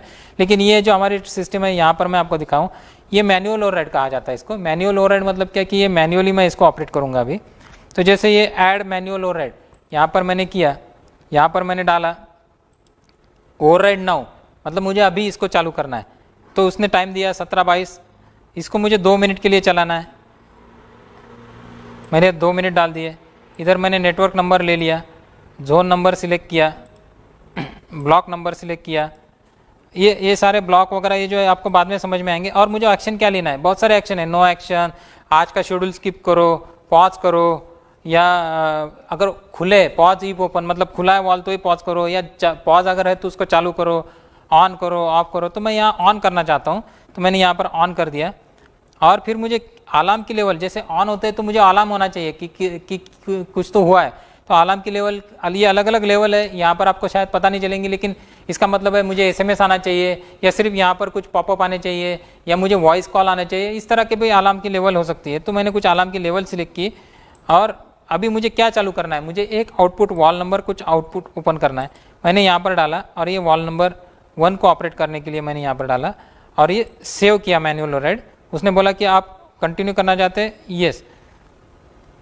मैंने यहाँ पर टैग नेम देना भूल गया, ये मैं यहाँ पर ट्रायल ऐसा नाम देता हूँ। और ये मैंने अभी सेव किया।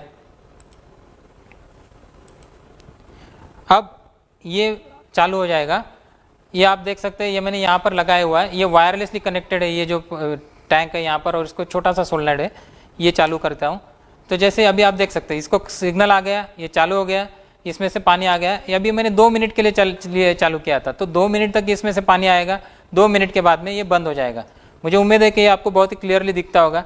तो दोस्तों ये लाइव मैंने यहाँ पर दिखाने की कोशिश की कि ये सिस्टम काम कैसे करता है। तो यहाँ पर मैं बैठा हूँ, यहाँ से मैंने एक बेस स्टेशन जो है यहाँ पर बाहर रखा हुआ है हमारे यहाँ पर, उसको मैंने कम्युनिकेट किया, उसको मैंने सिग्नल भेजा। उसने यहाँ पे जो RTO है ये ब्लिंक कर रहा है, इसको सिग्नल दिया कि भाई आपको वॉल नंबर 1 को ऑन करना है। इसमें से वॉल नंबर 1 को ये जो कनेक्ट किया है हमने, ये सोलनट, इसने इसको सिग्नल दिया, इसने इसको ऑपरेट किया। अभी ये 2 मिनट के समय के लिए इसको ऑपरेट किया है। ये 2 मिनट तक इसमें से पानी आएगा, 2 मिनट के बाद में ये बंद हो जाएगा। तो ये मैनुअल ओवरराइड का एक एग्जांपल मैं इसलिए आपको देना चाहता था दोस्तों कि ये सिस्टम की कैपेसिटी क्या है, ये किस तरह से आपको फायदेमंद हो सकता है, और ये कितना भी एरिया के लिए हो सकता है। मतलब जैसे रामथल वाला मैंने बताया कि 12,000 हेक्टेयर का एरिया है, 7,000 फार्मर्स है, 7,000 किसान भाई है, उनके इतने बड़े एरिया को अगर हम कंट्रोल कर सकते हैं तो हम अनलिमिटेड एरिया को इसमें से कंट्रोल कर सकते हो। तो आपकी अगर कोई लिफ्ट इरिगेशन स्कीम है या कोऑपरेटिव स्कीम है, तो उसमें बहुत सारे किसान भाई अगर जुड़ के काम करना चाहते हैं तो उनके लिए एक कॉमन सिस्टम हो सकती है, जिसके द्वारा ये देखिए दोस्तों अभी बंद हो गया, 2 मिनट का समय हो गया, ये बंद हो गया। शायद आपको दिखता होगा, मुझे पता नहीं आपको दिखता है कि नहीं। तो ये बंद हो गया। तो कोऑपरेटिव स्कीम्स के लिए दोस्तों ये काम आ सकता है। तो दोस्तों ये मैंने बात की जैन इरिकेयर ग्लोबल, जिसके साथ में आरटीयूज है, जिसके साथ में वायरलेसली, कंप्लीट वायरलेसली आप सिस्टम को कंट्रोल कर सकते हो। तो चलिए थोड़ा सा प्रेजेंटेशन की ओर मैं वापस जाना चाहता हूं।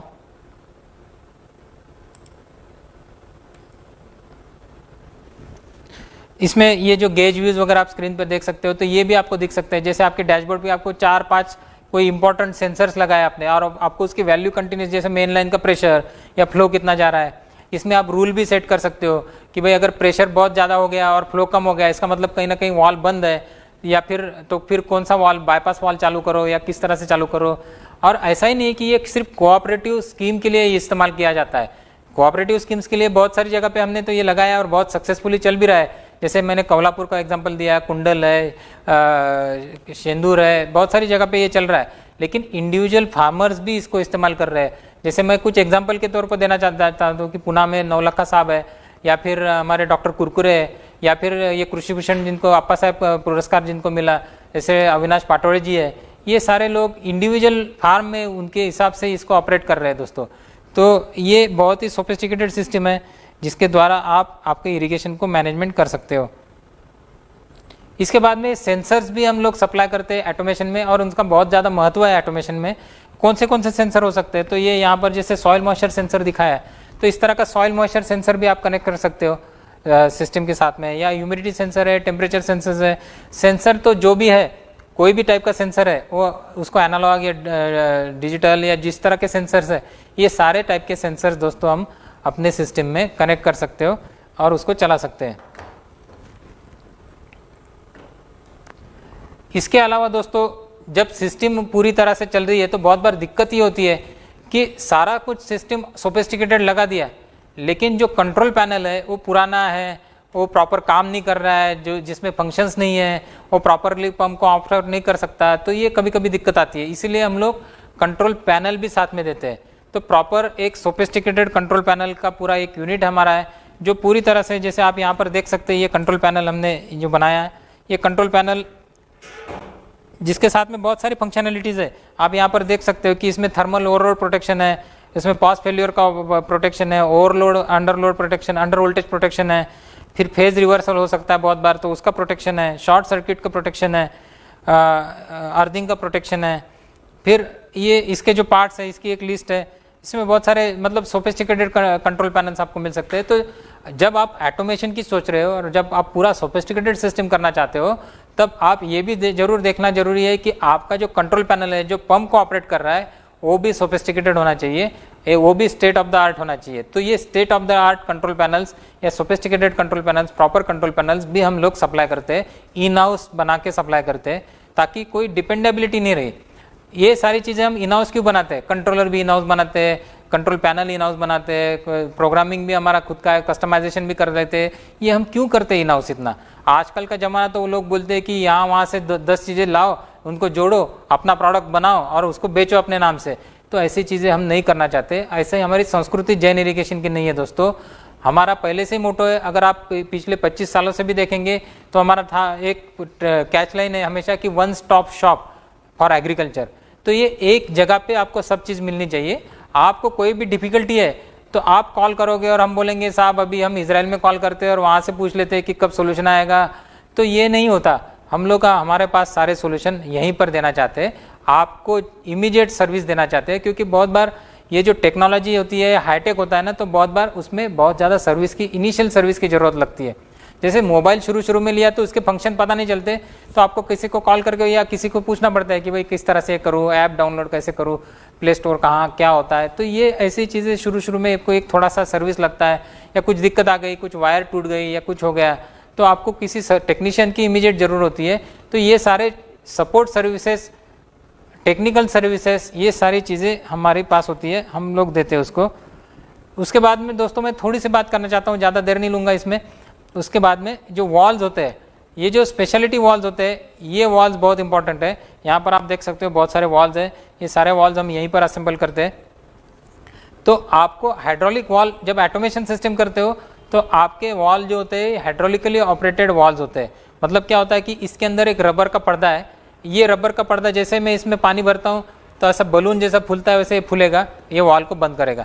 जैसे इसका पानी में बाहर निकाल दिया तो ये वॉल खुल जाएगा।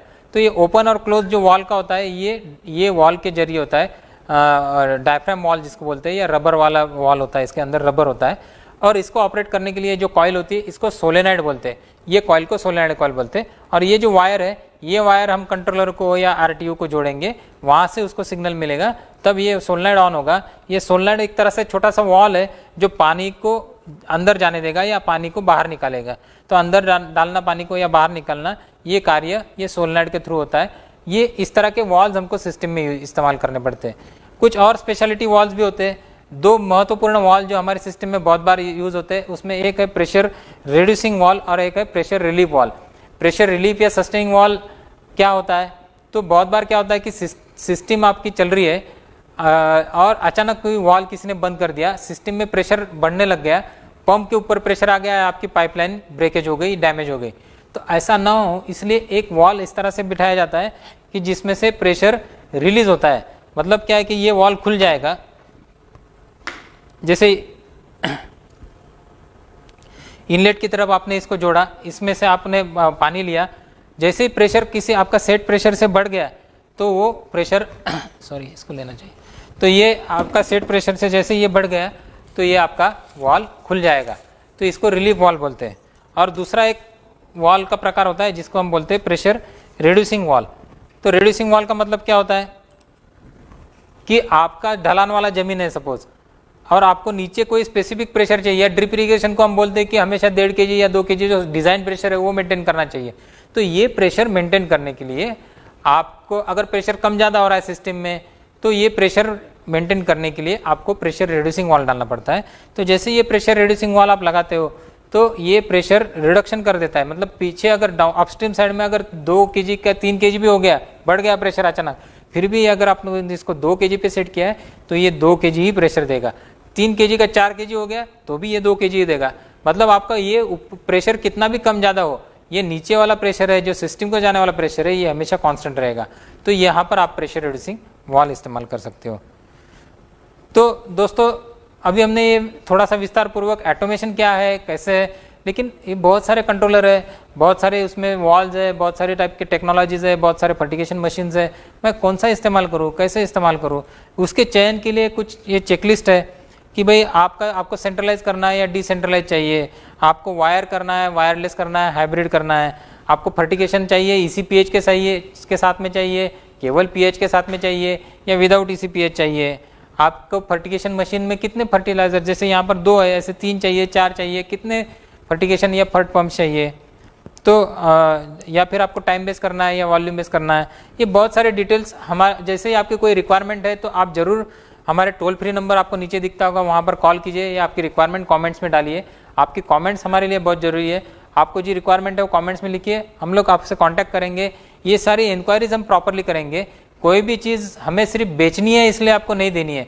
आपकी रिक्वायरमेंट क्या है, आपको उसके वैल्यू ऑफ मनी जो बोलते हैं हम, कि आपने जितनी इन्वेस्टमेंट की है उससे आपको कितना डबल फायदा हो सके, ये हम हमेशा देखते हैं। उसके हिसाब से आपको प्रॉपर सॉल्यूशन दिया जाएगा, ना कि हमें कोई बड़ा कंट्रोलर बेचना है या बड़ी सी सिस्टम बेचनी है इसलिए दिया जाएगा। जो आपके लिए सुटेबल है उसके हिसाब से हम आपको रिकमेंडेशन देंगे कि भाई ये सिस्टम आपके लिए सुटेबल है, ये आप इस्तेमाल करो। अगर आपको लगता है कि नहीं आज तो मेरा सिर्फ 2 एकड़ पे करना है या 5 एकड़ पे करना है, और लेकिन अगले साल मैं और 5 एकड़ जोड़ना चाहता हूँ, तब हम एक्सपांशन हो सके ऐसा कंट्रोलर देंगे, या वो सोच के इस तरह से कंट्रोलर आपको देंगे। आपको लगता है कि आज इसी पेज नहीं करना है लेकिन बाद में इसी पेज में लगा सकता हूँ, तो हमको विदाउट इसी पेज वाला देंगे, लेकिन बाद में उसमें इसी पेज ऐड ऑन हो सके, इस तरह का कंट्रोलर या सिस्टम आपको देंगे। तो ये आपकी ज़रूरत के हिसाब से आपको सिस्टम या सॉल्यूशन दिया जा सकता है। तो जैन ऑटोमेशन करने का फ़ायदा क्या है दोस्तों, तो एक तो बहुत बड़ी प्रोडक्ट रेंज है जो अभी आपने देखी, काफ़ी सारे उसमें ऑप्शंस है, सोफिस्टिकेटेड से लेके बहुत सिंपल, जो ऑपरेट करने के लिए सिंपल है, समझने के लिए सिंपल है, ऐसे टाइम बेस ईरी केयर जैसा कंट्रोलर। या फिर इन हाउस प्रोडक्ट के बारे में मैंने बताया कि सारा इन हाउस प्रोडक्शन है, हम किसी के ऊपर डिपेंड नहीं, चारों तरफ से कहीं से इधर से ये सप्लाई, इधर से वो सप्लाई, ऐसा करके जुगाड़ करके हम नहीं देते। सारी जो कंपनी है, इवन इजराइल से भी कंट्रोलर आता है तो वो हमारी कंपनी खुद की, कोई भी दिक्कत है तो हम इमीडिएटली बात करके वहाँ से सोल्यूशन ले सकते हैं। उसके बाद में टेक्नोलॉजी बेस्ड है, जिसके बारे में तो अभी हमने बात किया। सपोर्ट टीम हमारी बहुत ही स्ट्रांग है, वो हमारा स्ट्रांग पॉइंट है कि आपको कोई भी किसी भी तरह का सपोर्ट अगर लगता है तो इमीडिएटली ओवरनाइट आपको सपोर्ट हम देने की कोशिश करते हैं। उसके बाद में प्राइस कॉम्पिटिटिव हो, क्योंकि सारा इन हाउस बनता है तो उसके ऊपर कोई add on duties, values, commissions ऐसे नहीं रहते। ये प्राइस कॉम्पिटिटिव सॉल्यूशंस है और सुपीरियर प्रोडक्ट, ये सबसे बड़ा एडवांटेज है जैन का। ये जो जैन ऑटोमेशन या जैन लॉजिक के थ्रू अगर आप ऑटोमेशन सिस्टम करना चाहते हो तो दोस्तों ये सारे एडवांटेजेस, ये सारे बेनिफिट्स आपको मिल सकते हैं। सपोर्ट टीम की जब हम बात कर रहे थे तो किस तरह के सपोर्ट हम देते हैं, ये सारी छोटी छोटी पार्ट्स है, सेगमेंट्स है सपोर्ट में, जिसमें कभी आपको टेक्निकल सपोर्ट की जरूरत हो सकती है जो ऑनलाइन या ऑन फोन भी हो सकता है, या सेल सपोर्ट में भी, मतलब जो डीलर भाई है हमारे उनको लगता है, क्योंकि वो टेक्नोलॉजिकली इतने एडवांस नहीं रहते, तो उनको जब माल आपकी तरफ, किसान भाई की तरफ देना होता है तो उसको मालूमात होनी चाहिए कि ये प्रोडक्ट क्या है, उसको किस तरह से समझाया जा सके, क्योंकि प्रोडक्ट में समझाऊंगा नहीं प्रॉपरली तो आपको समझेगा नहीं, या आप कैसे आपकी रिक्वायरमेंट के हिसाब से है या नहीं, आप कैसे समझेंगे। तो हम उनको टेक्निकल ट्रेनिंग देते हैं जो सेल्स के लिए काम आती है। लॉजिस्टिक सपोर्ट मतलब ये मटेरियल आप तक पूरे प्रॉपरली पहुंच सके, इसका हम केयर करते हैं। कुछ अगर आपको डेमो चाहिए कि मैं देखना चाहता हूँ एक बार पहले और उसके बाद में कंफर्म करना चाहता हूँ, तो जहाँ पर अभी मैंने जैसे आपको एक छोटा सा डेमो करके दिखाया वैसे डेमो हम करके दिखा सकते हैं। अगर आपको लगता है कि नहीं हमारे पास ऑर्डर्स है, कंफर्म कर सकते हैं, लेकिन एक डेमो आप दिखाओ तो कर सकते हैं। स्पेयर पार्ट का सपोर्ट क्योंकि इन हाउस प्रोडक्शन है तो दे सकते हैं बहुत अच्छी तरह से। इंस्टॉलेशन भी हम आपको हमारे ट्रेंड स्किल्ड इलेक्ट्रिकल जो टेक्नीशियंस होते हैं वो आपको आपके खेत पे आके इंस्टॉलेशन करते हैं। उसके बाद में ट्रेनिंग भी दिया जाता है प्रॉपरली। ये बहुत इंपॉर्टेंट पार्ट है, क्योंकि मैं मर्सिडीज खरीदूँ और मुझे चलाते ना आए तो मुझे मेरे लिए बैलगाड़ी जैसी है। तो ये हम केयर करते हैं कि आपको प्रॉपरली ट्रेनिंग दिया गया है, आपको समझ में आया है नहीं आया। उसके बाद में भी, क्योंकि बहुत बार ऐसा नहीं होता कि एक बार ट्रेनिंग देने से आपको पूरी तरह से समझ में आएगा, क्योंकि शुरू में तो टेक्नोलॉजी एक्सेप्ट करना थोड़ा सा डिफिकल्ट भी हो सकता है। तो हम बार बार भी, आपको कुछ दिक्कत आएगी तो बार बार भी जाते हैं, बार बार आके आपको समझाने की कोशिश करते हैं और चला कर दिखाते हैं। और प्राइस सपोर्ट तो ऑफकोर्स जब आप कंट्रोलर खरीदने के लिए हमारे पास आओगे तो आपको ये जो हमारा सपोर्ट है प्राइस का, ये कितना ज़्यादा महत्वपूर्ण है ये भी आपको पता चलेगा। तो उसके लिए ज़रूर आपको हमारे पास आना पड़ेगा दोस्तों। एक बार आइए, जान लीजिए कि ये सिस्टम क्या है, किस तरह की है। इसके लिए दोस्तों ये जो कॉन्टैक्ट पर्सन है, आज लॉकडाउन की वजह से वो आज हमारे साथ उपलब्ध नहीं है, उनका नाम मैं देता हूँ, यहाँ पर लिखा है अविनाश देशपांडे जी है। उनका मोबाइल नंबर है यहाँ पर 9422776113। ये मोबाइल नंबर भी लिख लीजिए, नोट कर लीजिए, आप इनसे डायरेक्ट कांटेक्ट कर सकते हो। और इनका ईमेल आईडी भी दिया है deshpande.avinash@jains.com। तो आप देशपांडे जी साहब से कांटेक्ट करिए, आप मुझसे कांटेक्ट करिए, या आप हमारे डीलर भाई है उनसे कांटेक्ट कीजिए, या हमारे जो इंजीनियर्स होते हैं इस फील्ड पे उनसे कांटेक्ट कीजिए।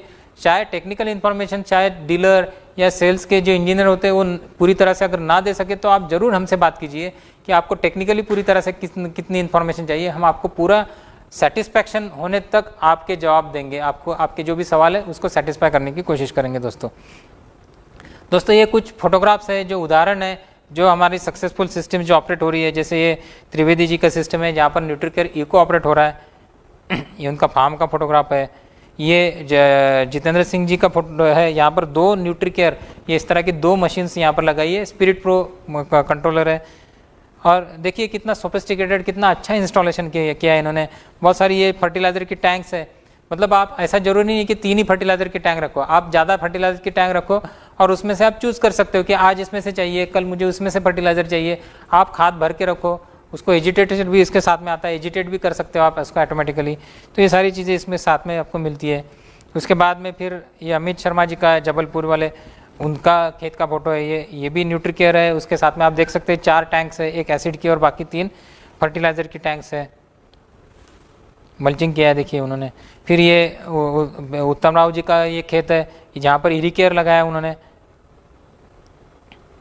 ये अविनाश पाटोली जी जिनका मैंने वेब बेस्ड जो सिस्टम मैंने दिखाई थी इरिकेयर ग्लोबल, जो यहाँ पर बिठाई गई है, इनका ये फोटोग्राफ है। अविनाश पाटोली जी बहुत ही प्रगतिशील फार्मर है, बहुत ही अच्छी खेती करते हैं।